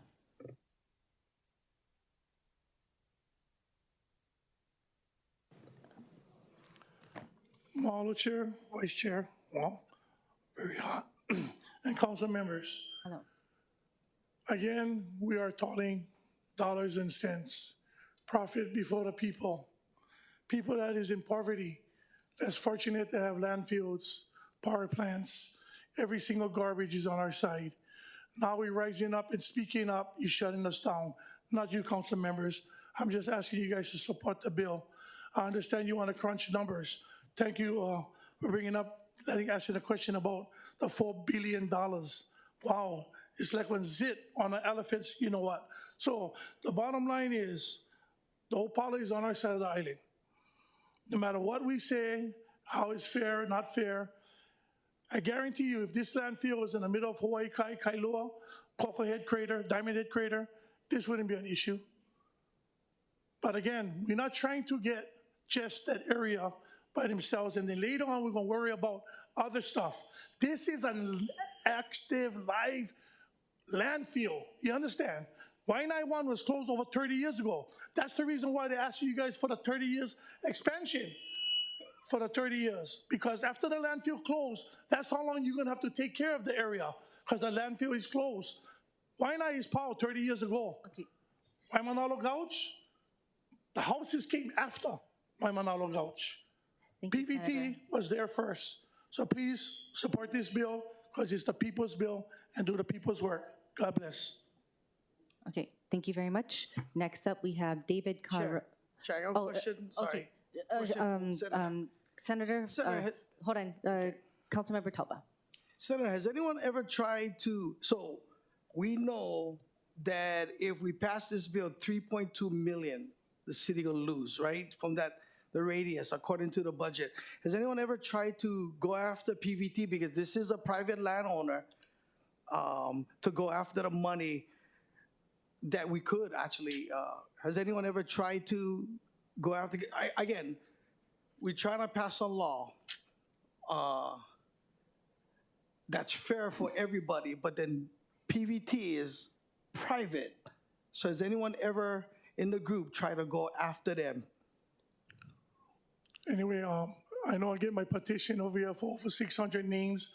I made enough copies for all of you guys, but I asked them to pass it out when I come up and testify, so you guys understand that the Waianae Neighborhood Board and the Honolulu Neighborhood Board voted against them for no reason. And yes, Councilman Augie, we've been working on this. George T. Parish has been working on this for over 30 years, trying to do this and trying to find one way of finding something, some kind of solution. And the director for fiscal whatever budgeting, if you like know the answer, just go Waianae, Nanakuli, go ask the health clinics about the skin disease and the ailments that they have. And again, it's not because they're eating Spam, eggs, and sausages like somebody referred to. It's because of the environment. My nieces, all three of them, bleed. Doctor said they cannot heal that. That's environmental. And it's not their house like some people can say. It's from the air, environmental. We don't know where, but they live right by PVT. So yes, they did. We did. We tried. We even tried to shut them down. How I know the statistics is because Abigail's Weinberg's, the Nanakuli Clinic, Waianae Comprehensive Clinic, go ask every single nurse there and doctor. They're the ones came and testified, and teachers from Nanakuli High School came when we were trying to have them pay for things in the community. Only now they're doing them because the day is come that we had to rise, and we are not going to be the dumping ground for the rest of these islands. Yeah, the solution is, Councilmember Augie, you guys know, I had a waste to energy bill that didn't been heard by a representative in the House who said she know better. Well, we got to go teach her she don't know better. Because that's the solution to any landfill. I never asking anybody here should have a landfill in their backyard. But this waste to energy, we already had the place in Campbell. We had already people that was going to be them. But you know what we don't do? We don't force Hawaii Electric to do wheeling. City Council and the state should do wheeling. Thank you, Wheeling Senator. is they're not going to have only one electric company. So thank you. Yes, Thank you, we did. Senator. Okay.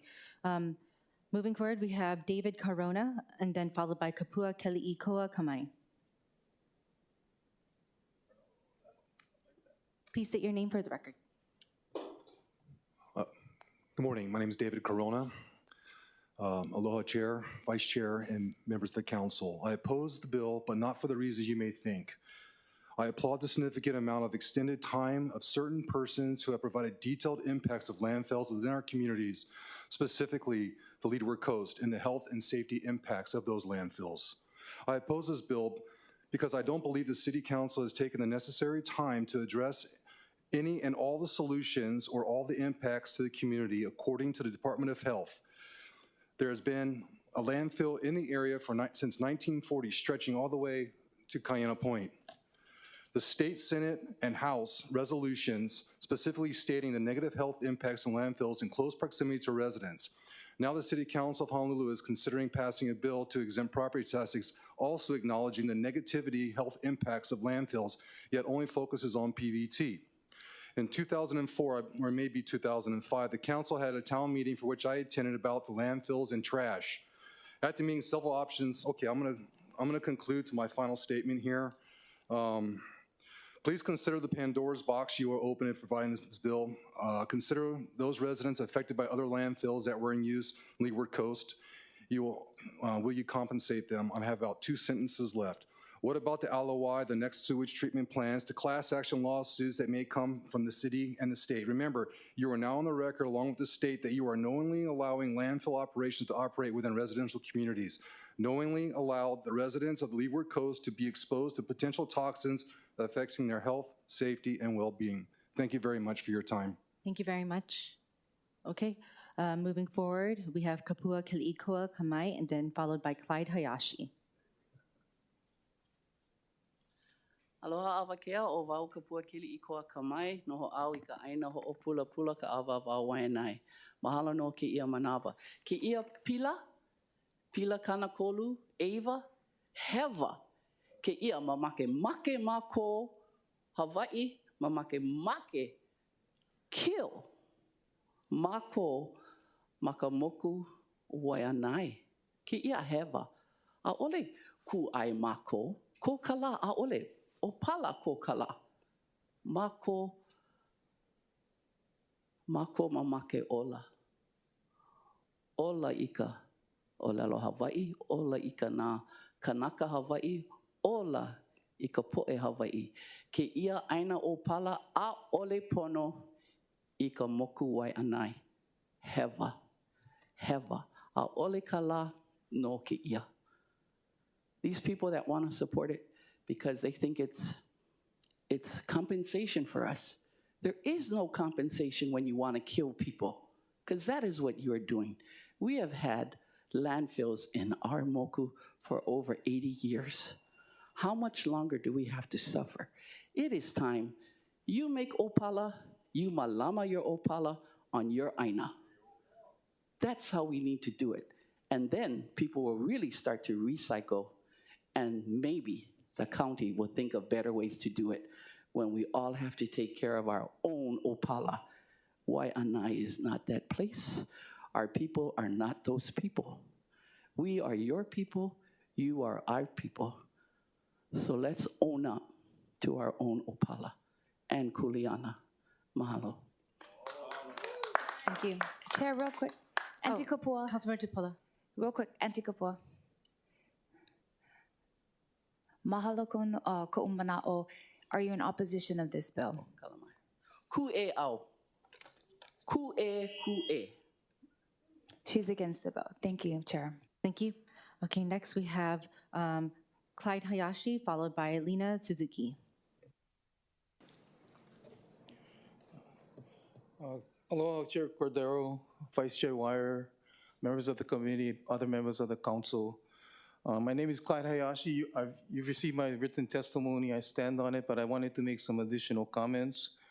PVT has operated since 1986. Construction and demolition waste from the entire island has gone there, not just from Nanakuli. PVT has serviced the entire island. Wherever you live, you've contributed to what goes to PVT. Over the years, many statement testimonies of residents there knowing that, feeling that PVT has affected their health and of their families negatively. And that's been going on for a long time. The CDC study that I would encourage people to look at, it's a life expectancy. The two census tracts around PVT is the second and third lowest, 72 years, 10 years less than the state average. You can find it on the CDC website. I'll finish up. 3 of us went house to house. These are the petitions that I uploaded. I would encourage you to take a look at them. The majority of them live within the 1 mile, right? And they support this bill. As we went around, we also found other statements about residents telling us about family members, right, that have gotten ill. One young gentleman said all of his kids have asthma. He lived on Mohihi Street. So again, this is just the beginning. Environmental injustice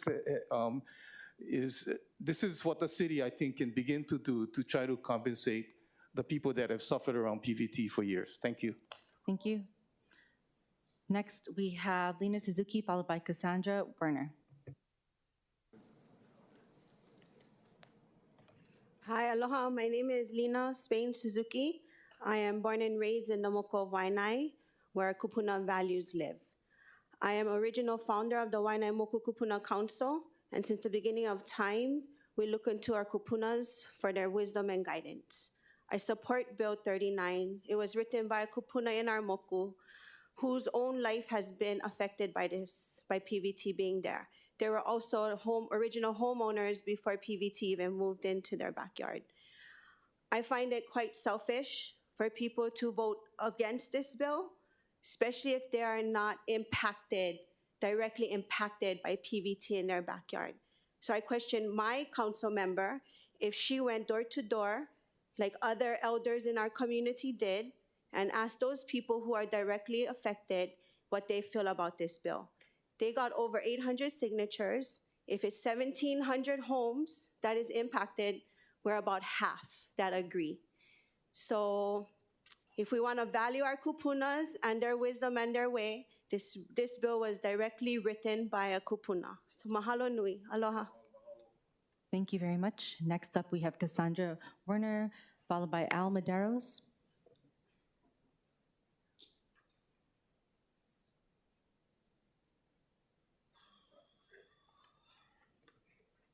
Aloha, everyone. My name is Cassandra Werner. Will this bill apply to non-resident investors and homeowners if the properties are sold, flipped, and rented back to Hawaii residents, but owned and managed by people who live in America? How is that community member benefiting from this tax exempt? How do we protect the local families who are rooted in this area through genealogy? My grandmother, Mary Ellen Ululani Hana P. Werner, was born on this day in 1941. She was a lifetime resident of Nanakuli and raised her family on Mohihi Street. She died from cancer. She left behind a husband and 6 kids. Studies show that people living near landfills have higher rates of cancer, birth defects, and respiratory illnesses. Unhealthy hazardous materials from construction, demolition, island-wide waste, and has decreased the life expectancies, I'm gonna wrap it up, of people in my community. The West Side 100% deserves some type of help and assistance for having this in our backyard for 83 years. She was born in 1941. The first landfill, Nanakuli, was there in 1940. We have suffered with this for a long time. I understand the people in the radius, I get it, but it is all of us. When we go to the beach, the grocery store, Sack and Save is right there. All of us shop there. It's a hub. You bring us into this hub, and we have to buy our groceries, breathe this air. It is in the ocean, the air, and the land. We need clean streams. We need more organic agriculture. We need help. Help us. We collect the waste from the entire island of Oahu. Help us make our side better. And they say they want to give us a gesture. We never asked or was willing to do this. You just put it there. Get it out and help us for the generations that we have to. I have keiki. We have to clean it up. This is not going to help. This might help, but this is not the big picture. We need a clean environment. You got to come in there all together, and we need to clean it up. Thank you. Ms. Warner, are you, so you're in opposition? I oppose this bill as written. Okay, thank you. Thank you.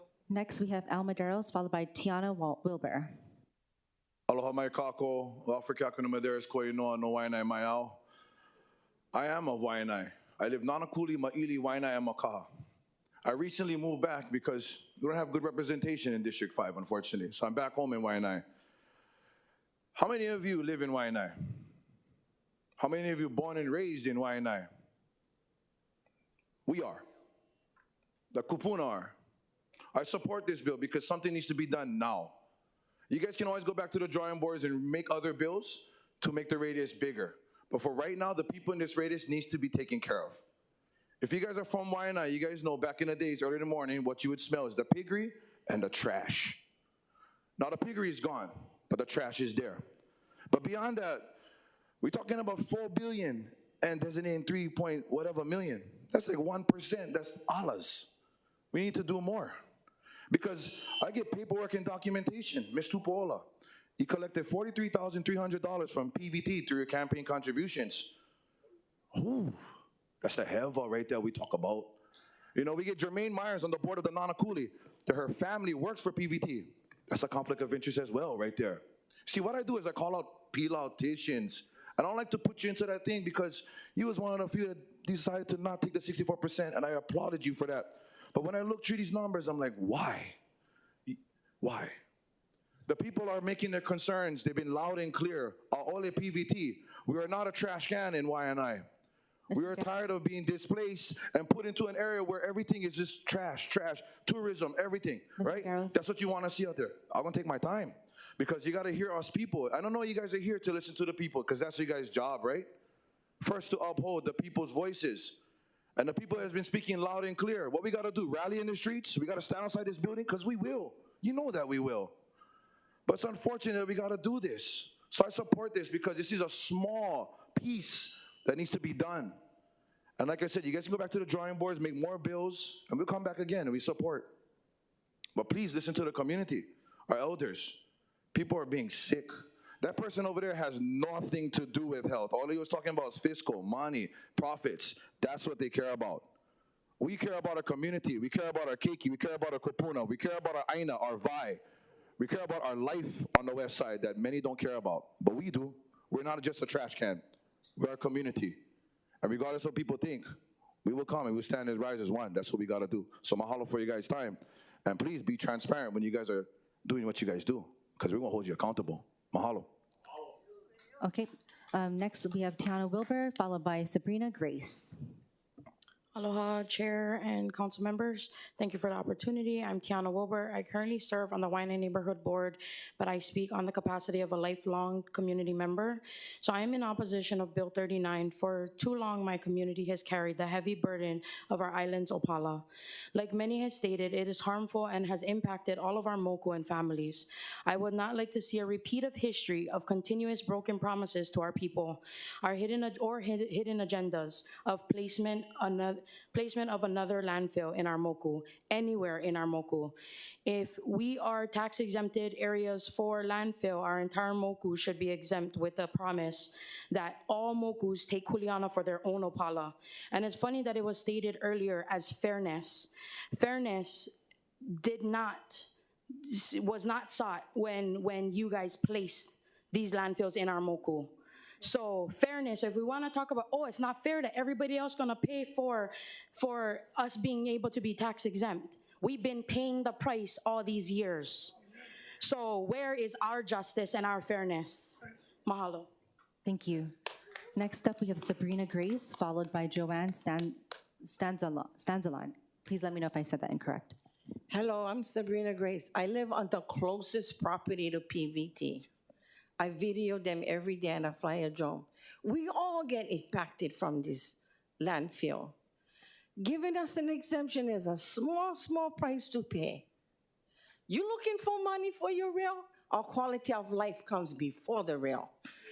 My mother used to say the government is for us. That's not what I hear today. You guys worried about money.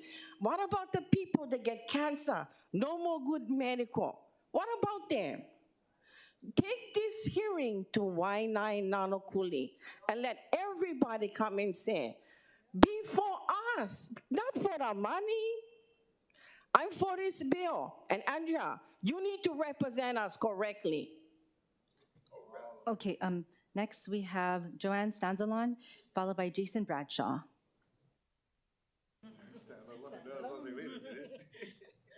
Good morning. My name is Jody Kalana. I'm here supporting the bill. So I did a survey going up to the NAD road, and two kids have autism, 8 cancer, 1 lupus. What else was 1 lupus and but that's all because of the landfill, because of the air that they breathe. And me, I live Halakala, Hallelujah. When our back windows open, you can smell them. You can smell them. You know what I mean? I just pray. We just pray to God that you guys listen. You know, maybe you guys all should move Waianae. then you guys understand. Put you guys selves in our place, yeah? Try for one time. And maybe you guys gonna be with us. Thank you, Jesus. Thank you.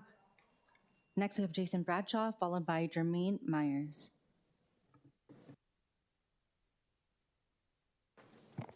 Good morning, Chair. Jason Bradshaw. I'll be reading T. George Paris's testimony for the record. Aloha, Chair Cordero, Vice Chair Wire, and members of the committee. My name is T. Jason, George. sorry, can you can't read someone else's testimony. You cannot. Yeah, no. Okay. But you can read testimony as yourself, though. Yeah, read them for him as you. So I can't say my name is T. George Paris. Okay. All right. My name is Jason Bradshaw, and I strongly support Bill 39, which establishes a real property tax exemption for certain real property located near an active landfill. This bill will help benefit thousands who are suffering from many different ailments living near a construction and demolition waste landfill. The reality is, for nearly 40 years, since 1985, residents of Nanakuli saw PVT move into their backyard and have suffered the ill effects of the PVT landfill, such as chronic respiratory ailments or cancer that have unfortunately caused many loved ones to die earlier than they should have. In fact, residents living near PVT have a 10-year lower life expectancy compared to the state average, according to the data collected by the Centers for Disease Control and the National Center for Health Statistics Neighborhood Life Expectancy Project, which was released publicly in 2018. And this is no coincidence. Homes, schools, and churches surround the PVT landfill, which emits harmful particles into the air, which many residents have no idea they are breathing in. Nanakuli residents from the day they are born suffer from many hazards of a landfill, with many tragically dying at a younger age, including T. George Paris's wife, Violet Sunday Paris, who died at a young age of 72 while living near PVT.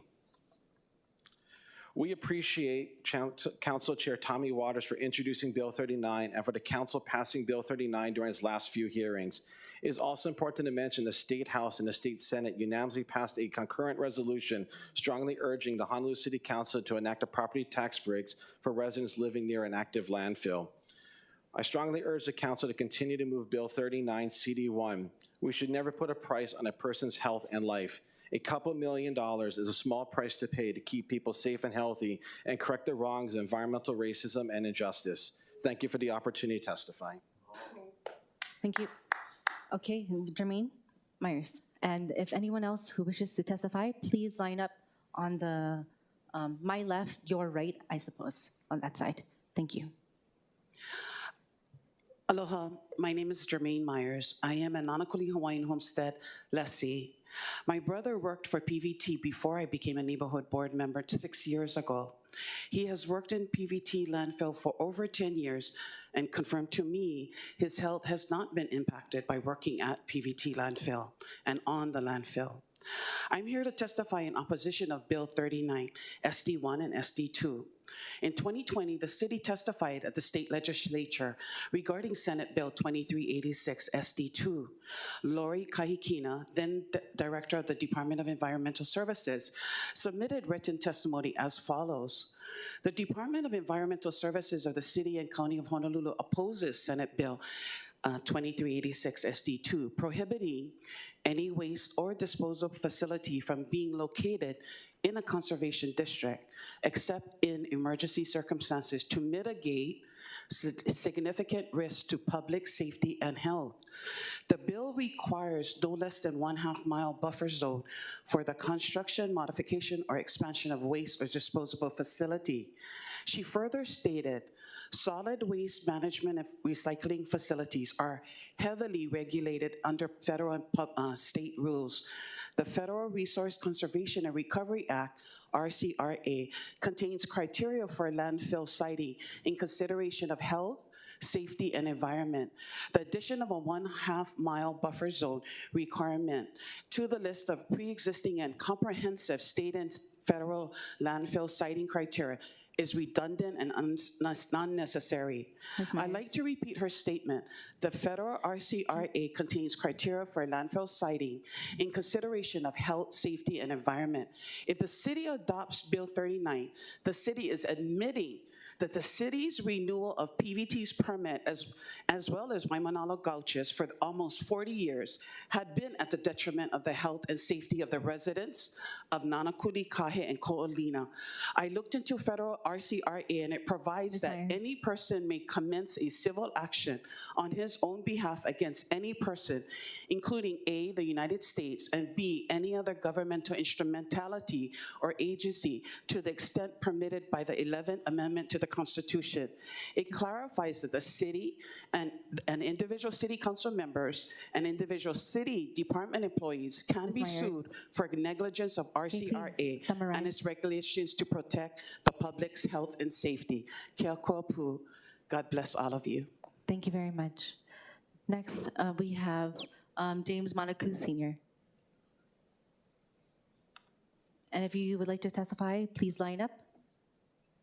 James K. Monaco Sr., concerned parent. Wow, she did her homework.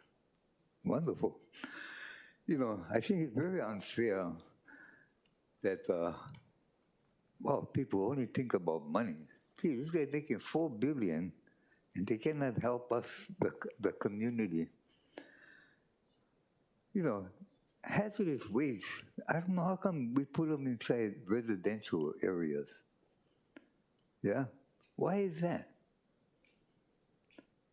Why do we, as parents, put residential hazardous waste in residential areas?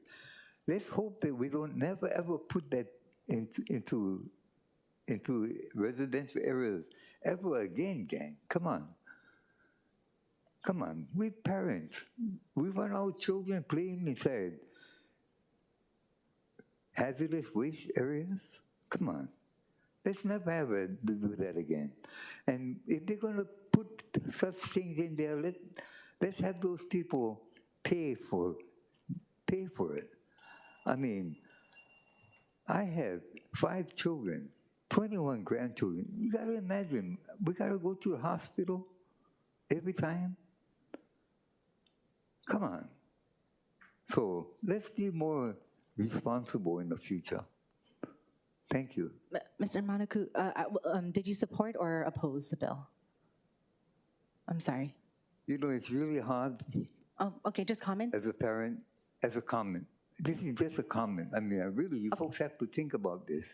Okay. Because it's a good thing, to help us, but it's also a bad thing. Okay. Thank you. Thank you. Right, next, I can't see. Okay.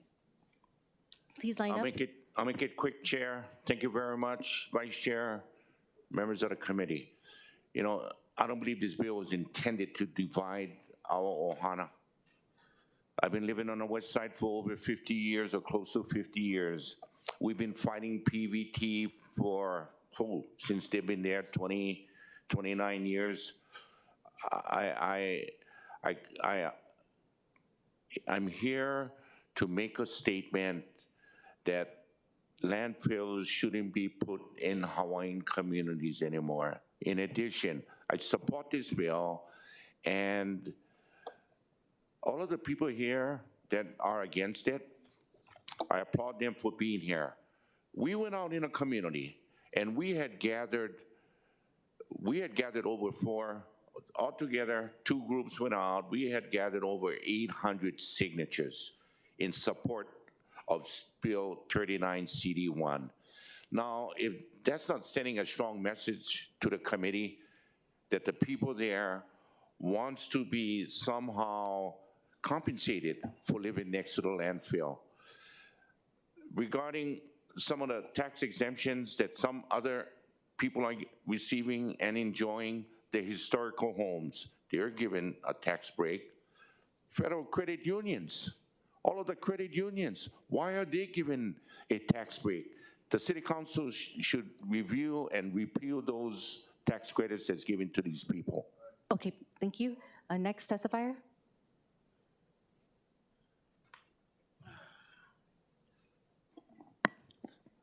Aloha, Chair, Vice Chair, and the committee. As you can see, I'm in the black and gold.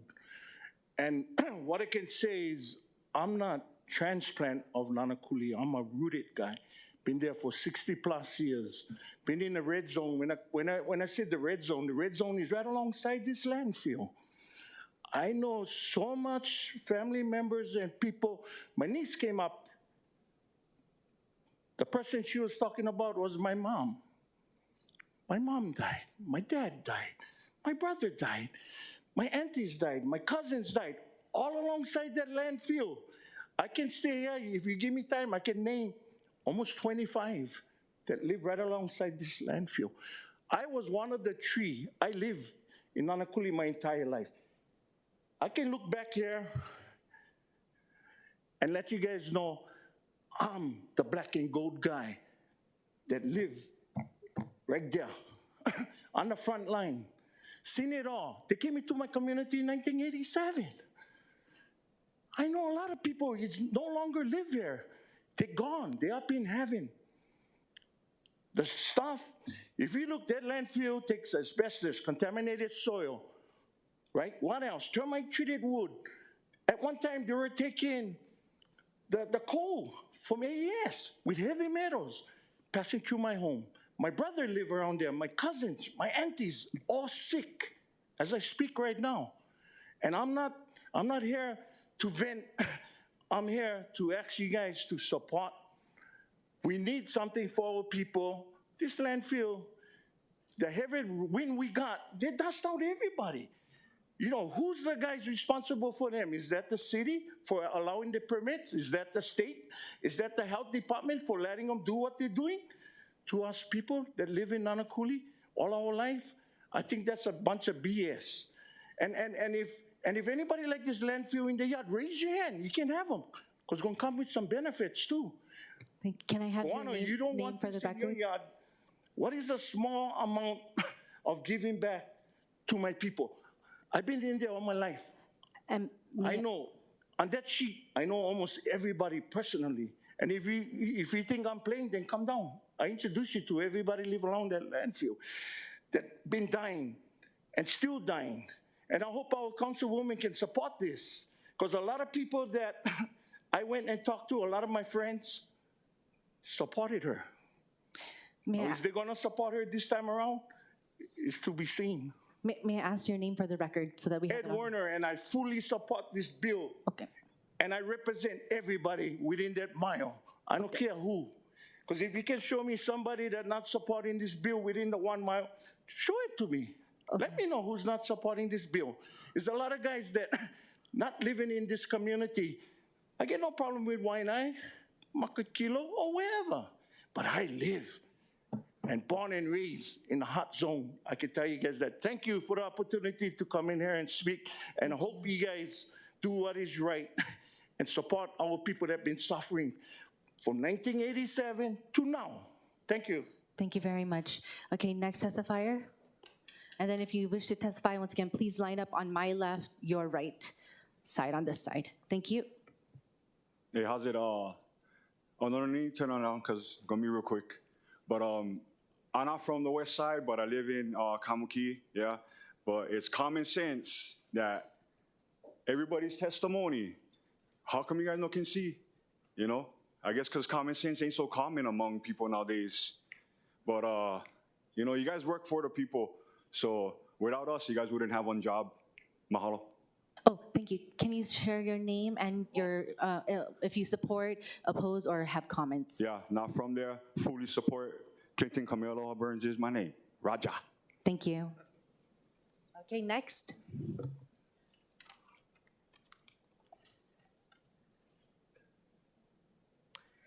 Aloha mai kako. My name is Samantha D. Court, and I'm the chair of the Nanakuli Ma'ili Neighborhood Board. My testimony today reflects my personal views and not those of the neighborhood board system. The 96792 has suffered environmental injustices for decades. We continue to be known as the dumping grounds of Hawaii. This very aggressive bill only benefits residents within a 1 mile radius of PVT for reasons that affect their health. What about the health of those that live on Nanakuli Homestead that does not fit within the 1 mile radius? Does their health not matter? Princess Kahanu and areas in our Waianae, Moku, and Makaha, do their health not matter? As the 96792 continues to carry the burden of landfills, as the bill is currently written, this will exclude tens of thousands of residents in my district from benefiting. If the city is going to incentivize one, they should incentivize all. The Nanakuli Ma'ili Neighborhood Board that represents the district that this bill directly affects has voted unanimously in strong opposition. As I conclude my personal testimony to also reflect a strong opposition to Bill 39, I respectfully urge the chair, vice chair, and committee members to also oppose. Mahalo. Thank you very much. Okay, next. And if you wish to testify, once again, please line up on the left or right side. Thank you, Madam Chair. Diamond Garcia, I have the honor of representing District 42. It's not Nanakuli, it's Kapolei, Ho'opili, and Ewa. I do want to testify in opposition to this bill, and for the reason being that we are all about the people. The reason why the neighborhood boards were created was to be an advisory body to this body here. Both boards on the coast have unanimously voted against this bill, against the passage of this bill. So that is my reason for being in opposition. Every single board member on both boards were against it. That's the voice of the people. Thank you. Thank you. Okay, anyone else? Oh, no, unfortunately not. Yeah, thank you. Anybody else? Ask who a question? Oh, so actually, Councilmember Wire has a question for who? One of the testifiers? The one, yeah, you. I'm sorry, I don't know your name. But please state your name for the record, please. Yeah. Oh, Lena Suzuki, yeah? Yeah, Lena Spain Suzuki. Okay, sorry, yes. I just wanted to do some follow-up because I was curious what your thoughts were. Well, so after the neighborhood boards voted on top of this bill that was introduced by our councilwoman to them, I reached out to board members in Waianae to see if they really understood the bill and where it came from. And they were misinterpreted by our councilwoman that this bill was written by Tommy Waters and not Uncle George. And there was also misinterpreted that the people who directly are impacted, like I stated, signed the petition, that they're for the bill. So my question is, if the neighborhood board is here for the people, why are they voting for themselves and not listening to the general community and what they're saying? I appreciate you answering my question. I know we can't necessarily direct questions from the testifiers. It was just kind of like, if the neighborhood board is for the community, then they should be really listening to the community and not have personal vendettas for their own reasons. Thank you. Okay, thank you. All right, are there any other testifiers? If not, we will now move forward back to discussion. Members, we're back in discussion. You can call up any of the directors or just direct the comments not to each other as council members, but to me as the chair. Okay, discussion? I'm sorry, hold on. Members first, yeah? Okay, Councilmember Tupola. Thank you so much, Chair. First off, I just want to thank everyone for being here. You know, and I appreciate each and every one of you. All of you guys provide so much advocacy to our community in ways that many people don't. Some of you guys spend hours and hours of your time convening in our community to have meetings about topics that are important. And I just wanted to first just share my aloha for all of you. I respect each and every one of you. And maybe we don't stand together on this issue, but we've stood together on many other issues. Maybe we do stand together on this issue, but we don't stand together on other issues. I hope that at the end of this hearing, that as residents of the same community, that we can continue to show love for one another. Because I have nothing but positive and good feelings for all of you. I want to thank the iron workers. I just went to my homeless outreach yesterday, and a man I was helping said he was so happy because he got a job with the iron workers. And I was so happy for him because we've been trying to help him out of homelessness. And you guys do so much good for a lot of those people in our community that are very needy. And I appreciate it. I appreciate the Kupuna Council.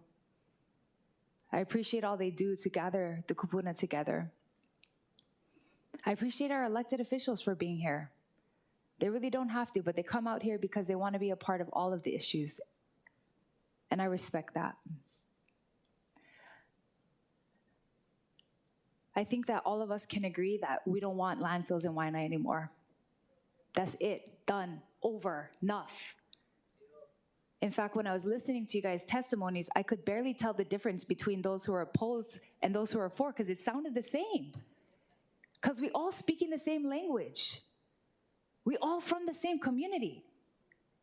There is nothing that our community doesn't do together. We always move together.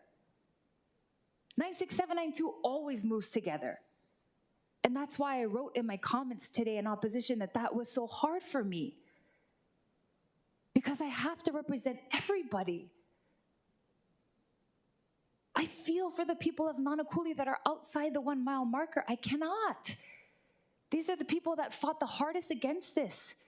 We had one person on the Landfill Advisory Site Commission, one person, Cynthia Resentes, and she kind of represented all of our voices because we really wanted to make sure the site was outside of Waianae, but she was the only one that could speak for all of us on that commission.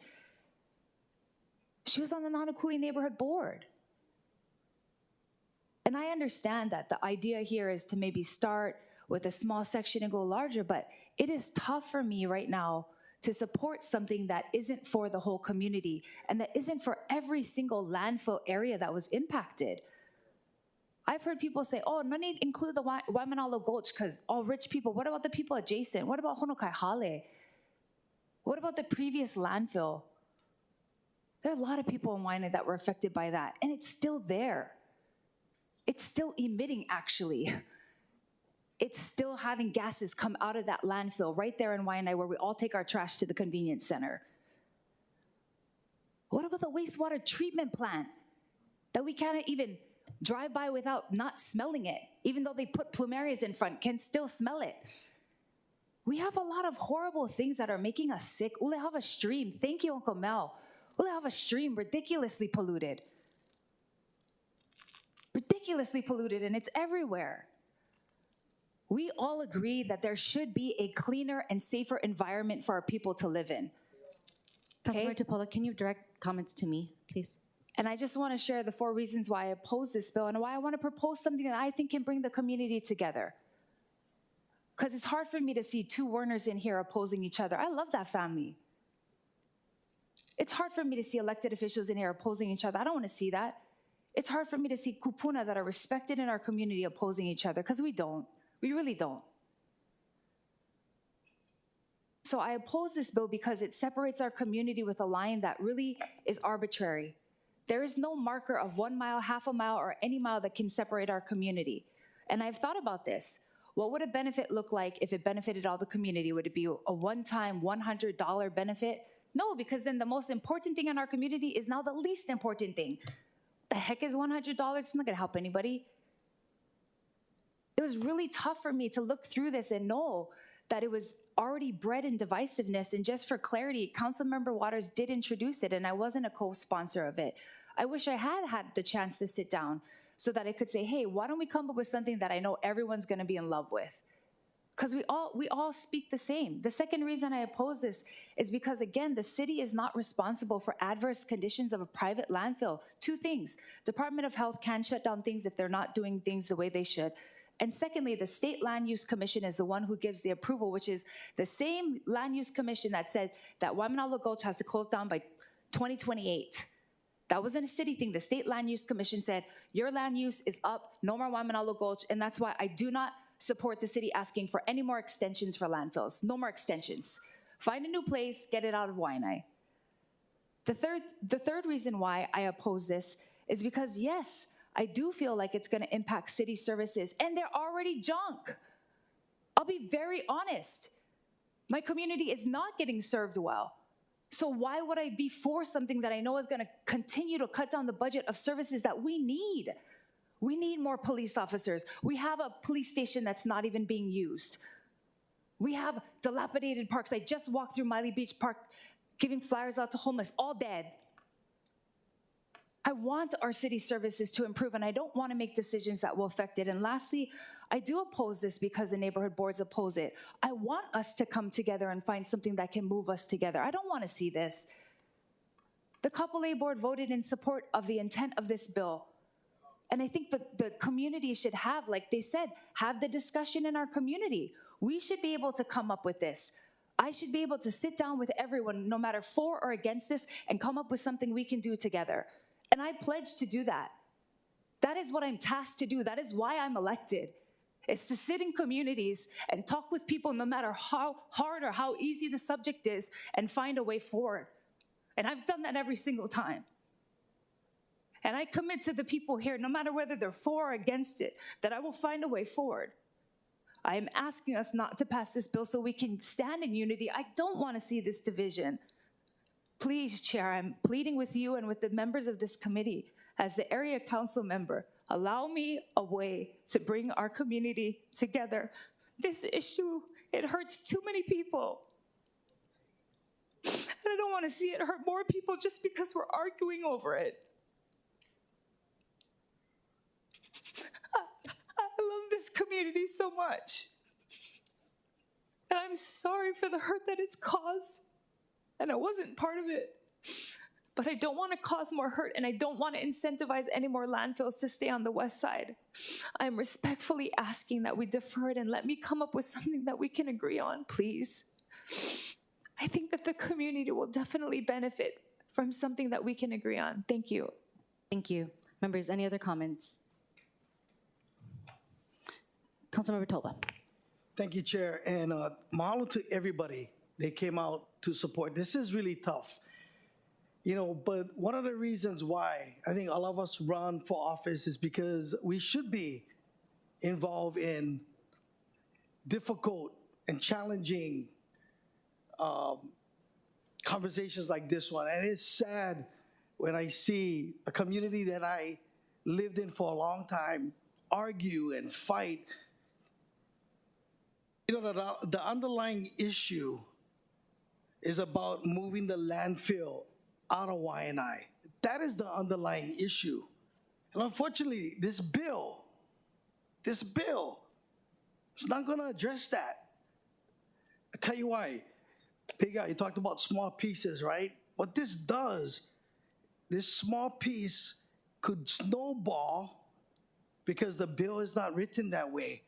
Senator Favela, we just had one sewage spill where sewage went all over our community, where people are emailing and saying, man, I think smell. If this bill passes the way it's written, everybody can go after the city. That means services lost for everybody. And my job is to make sure that everybody is treated fairly and equally. I would like to defer and give the council member of the district to go and fix and try to see if we can come to some unifying agreement. Because she knows the community well enough, and the people who spoke today know the community well enough. This bill to me is not good, just looking at them and watching the divisiveness. So I will be voting no on this one and hope that we can find a solution. At the end of the day, we just want the landfill out. We've been kicking the can down the road for a long time. And I agree with Auntie. We should all have landfills in our community maybe one day to take on that responsibility.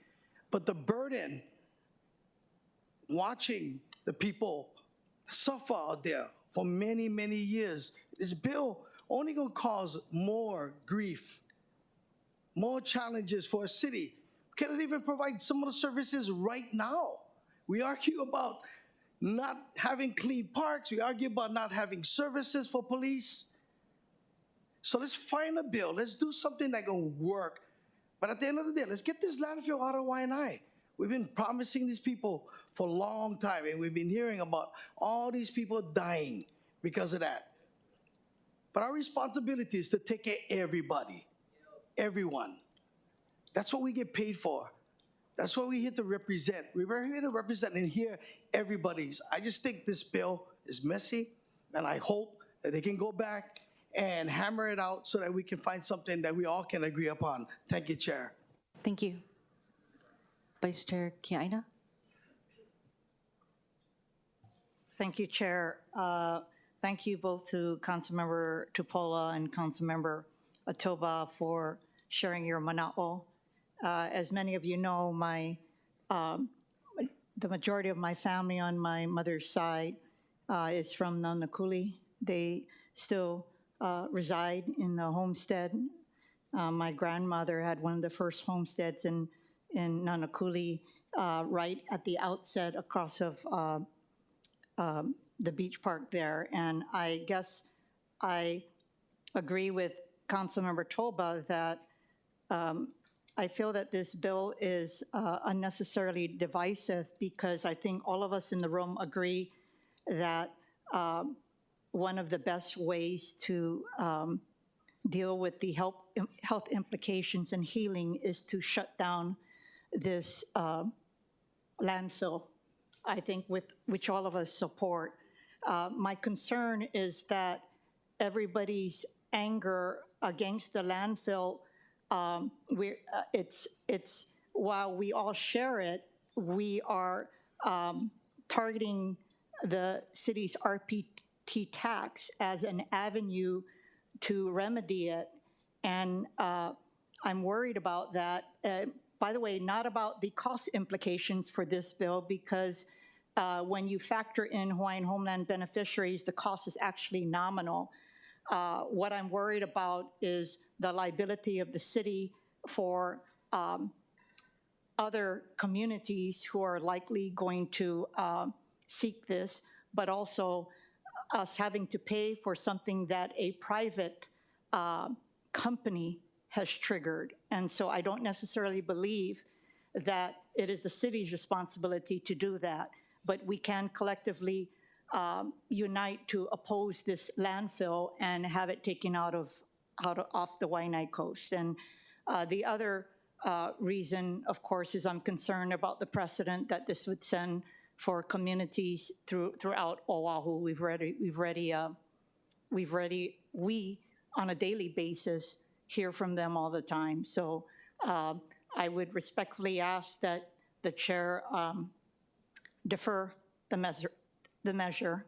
And if you do move forward with the vote, I will also be opposing this measure. Okay, thank you.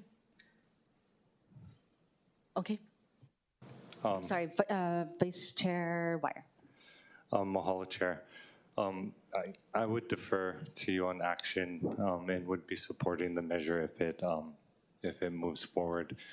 I appreciate everyone that came out on both sides and all the sentiments and perspectives that were shared. I definitely don't think it solves the underlying issue. And as many folks have mentioned, I do agree that the main focus is shutting down the landfill and understanding that no one community should bear the full burden of our waste. But I think this particular bill is very specific, and if the bill doesn't go forward, I think the only folks that are affected are those that live within that radius, the several hundred folks that signed the petition. And in my perspective, it's a starting point, and acknowledging that the city subsidizes stuff in many ways through property tax. Sometimes in upwards of $10 million or more for different types of projects or industries. So I do think that it's appropriate to say that, with a $3.4 billion budget, that a yearly amount that I know will increase is not gonna overly burden the city. And so I would support the bill and appreciate everyone's work that's gone into it. Mahalo, Chair. Thank you. Members, any other comments? It's up to you. Well, Madam Chair, I want to say thank you very much for having this particular hearing. And more importantly, the residents of the West Side. historically, if you go back in time, yes, a lot of this particular issue was mandated by who? The state of Hawaii. And I think for all of us who are in attendance this morning, understand, when I got elected 3 years ago, they had this commission. That was a landfill commission that they had about 11 or 12 different sites, which has now been dropped to about 4 or 5 because of the conditions that were proposed by our Hawaii State Legislature. Senator Favela, you're correct, but it's making it much more difficult for our colleagues here to make a final decision of where the next landfill will be. And the discussion that I've read during this past summer is that the administration is now looking at federal properties, if I stand corrected. Away from schools, away from residential districts, away from the aquifers, no conservation lands. Where does it put us as a council? I would love to see the relocation of the landfill, PVT and Waimanalo Gulch. But where? We are going to make the hard decisions in the next 2 to 3 years. And I think for all of us here, you folks have heard it. I get very disappointed when we kick the can down the road.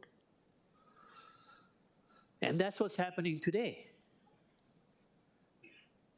I don't have the answers to, but I'm happy that the chair and the co-sponsor introduced this as an alternative in trying to address the health care of your residents of Nanakuli. But no matter where we put it, we are going to have some pushback. But I think it's going to be the role and responsibility of the council members to make that hard decision along with the administration. For my friends from the west side, I apologize. Maybe District 5 has all of the Opala that we're creating. But this is what our predecessors wanted. The primary urban center is in District 5, where everybody said, prior to us here, the growth will be in District 5. Kaimiki, Kapahulu, Palolo, St. Louis Heights, Manoa, Mo'iliili, Makali, Councilmember Say, can you direct your comments to me, please? Kaka'ako, Ala Moana, etc. The other big issue that maybe we should have a discussion very honestly and openly is the issue in regards to, are we prepared to address the rail and how the assumptions of the financing of the rail was dependent on economic development of housing on the corridor.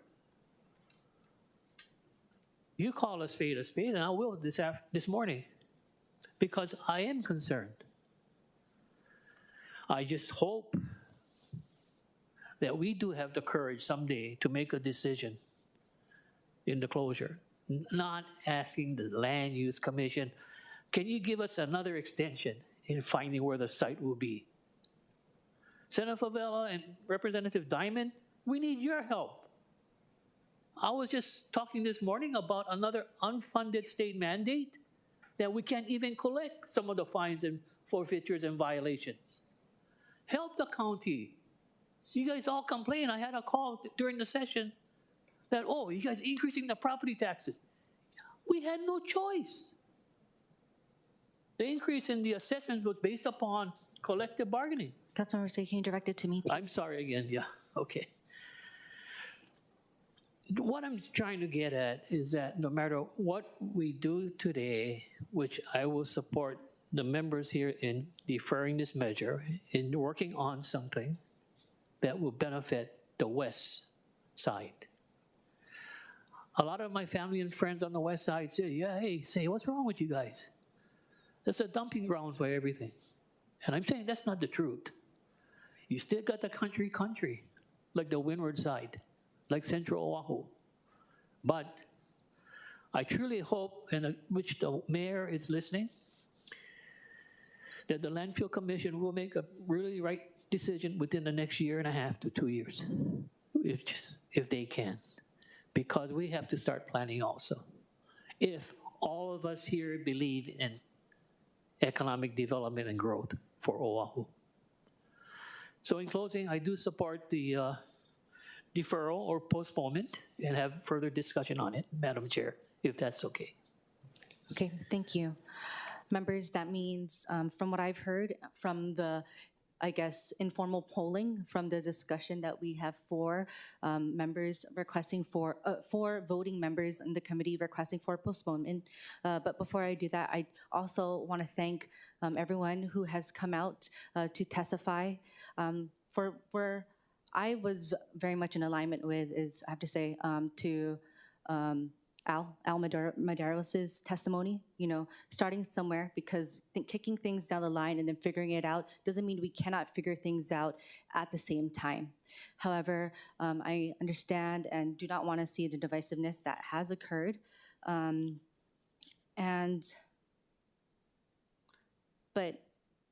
because of that, which is why I would wanted to have this discussion. I wanted to be able to hear about it. We got feedback and data back from the department, which we asked for in the last 2 meetings. And with that, I appreciate all of our voting members and especially the council member of the district for the requests. Once again, for the record, all 4 members have requested for postponement. Okay. Just wanted to make sure I wasn't included in that 4. Oh, I apologize. Yeah, thank you. My Chair. bad. 3. Okay, 3. Okay, majority of the, I apologize for that. My bad. I can't count. 3 of the, or I guess majority of our budget committee is requesting for postponement. With that, members, is there any other discussion before I make my recommendation then? Okay? Okay? Okay.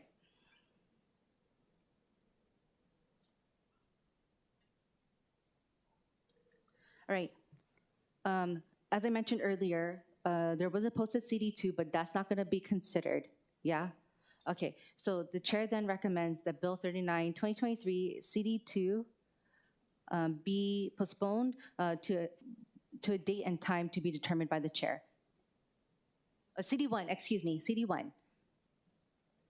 Any discussion? Any objections? Any reservations? Hearing none, so ordered. By the way, this keeps the bill alive. This keeps the bill alive and moving. I mean, not moving, but discussions occurring, yeah? Okay, thank you very much.